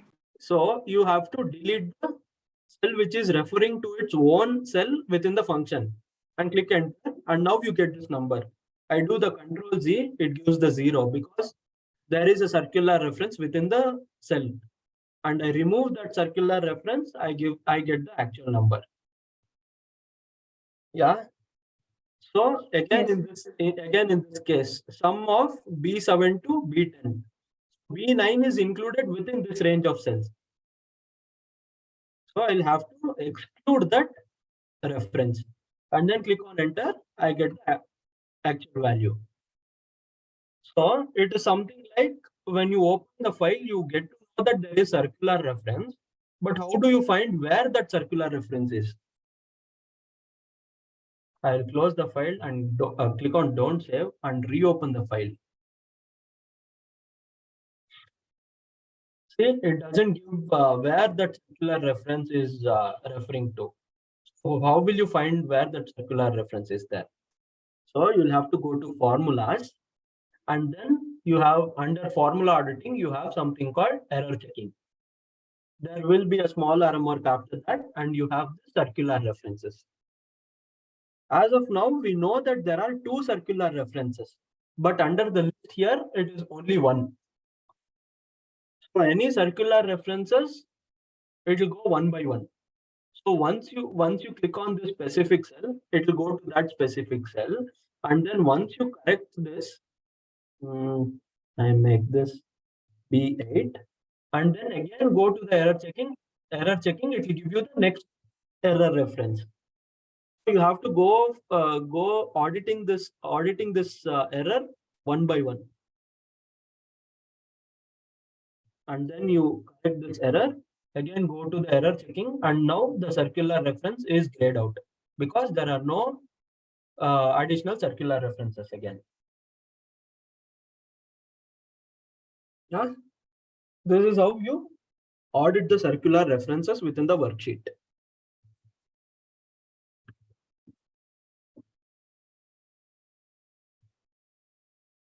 And now you have combining the cells. Okay, so maybe you want to combine the contents of 2 cells. You have different functions. One will be concatenate, one will be with the and symbol, and there is a new function which is text join. Okay, so we will use one function in one of the columns here. So I'll just combine without any delimiter. Delimiter meaning where you are using any of the special characters or alphabet or number to combine 2 of the cells. So in this case, I'll combine the current cell along with the previous cell. So in this case, you can see scarf and M coming as a single cell contents. Use the fill handle to drag and drop so that it is accordingly using the relative references. And what if I have to combine these things with a space? Okay, I'll use is equal to the first cell reference and any character within the function should be defined within the inverted commas. Okay, open an inverted comma, put a space in between, close the inverted comma with an and symbol again, give the reference to the second cell you want to combine. And now you can see star and there is a space in between and then M. And then drag and drop so that it uses the relative reference so that the next cells are combined or consolidated. And again, if you want to use this with symbol, maybe a hyphen, I'll copy the same formula here, paste it, and instead of space, I'll give it a hyphen. And if you can see star, space, and M, drag and drop, you get the cells consolidated within one single cell. Yeah. So how will you do this with the concatenate function? Is equal to concatenate. You just have to, without the and symbol, you can give the reference, comma, the specific cell, and then it is consolidated. So how are you doing this with space between the cell reference here, within an inverted comma and space? It has to, the separator of the cells will be the commas, right? If you can see the syntax here, it says text1, comma, text2, comma, text3 accordingly. You can go with any number of cell references here. So use the same again here with symbol, replace the space with a hyphen. Okay, and Control D, that is copied with the same thing. So as of now, we have only 2 cells to combine. What if there are many number of cells for you to combine? There, this text join comes very handy. Okay, so is equal to text join, and if you can see the syntax here, you have to first define the delimiter within the inverted comma. If you don't want any delimiter, just use the inverted comma twice. Just open and close the inverted comma, and it'll ask whether to ignore the empty cells or not. You have to type in true and again comma, and you can give the range of cells here. And it is combined. Again, I see this with, I want this with a space. You just have to space within the delimiter there. And it is done. Again, I use the same, and I want a hyphen in between, use the delimiter, use that as a delimiter. Yeah, when you want this more cells, maybe I will select the previous cells also here, expand the selection, and you can see these cells are also combined here. Yeah, when you have more number of cells to be combined, text join is the best function you can use.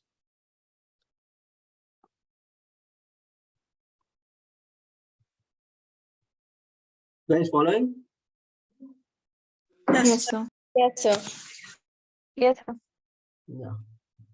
So proper upper and lower are other functions where you want to capitalize each word or put everything in the uppercase, or you want to put everything in the lowercase. Proper is something will capitalize each word in the data. Proper, and then give the reference to that particular cell. Because this is already a proper, I will change the source data with everything in the lowercase, and if you can see, this is updated with the uppercase with the first letter only. And if you want each letter to go in the uppercase, you have to use upper function and then give the reference to that particular cell, and you can see each letter being capitalized. And if you want the lowercase, I'll select this one now and then close the bracket, and you can see this is in the lowercase. Every single letter is in the lowercase.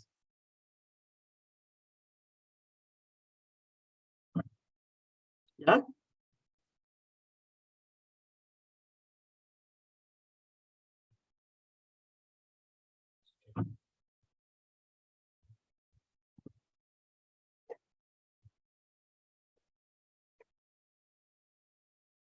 And there is an activity for you to check on the relative and absolute references.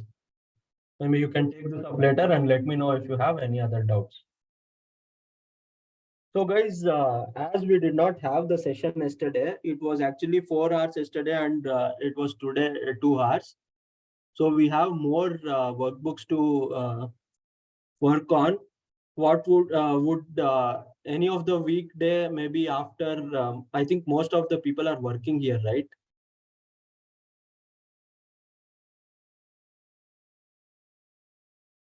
So how would you want the other, the remaining class to go? We have functions, data cleaning, and the pivot tables more.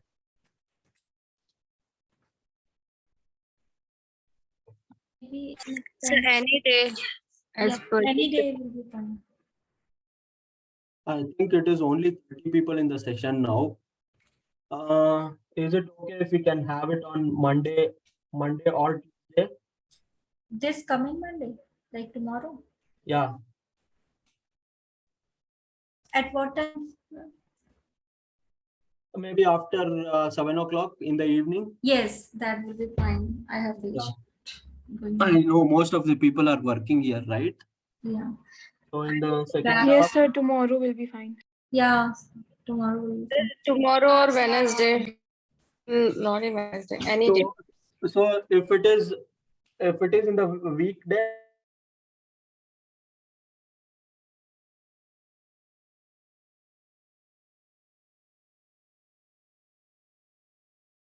files here, which is the formulas, data cleaning, and the pivot tables.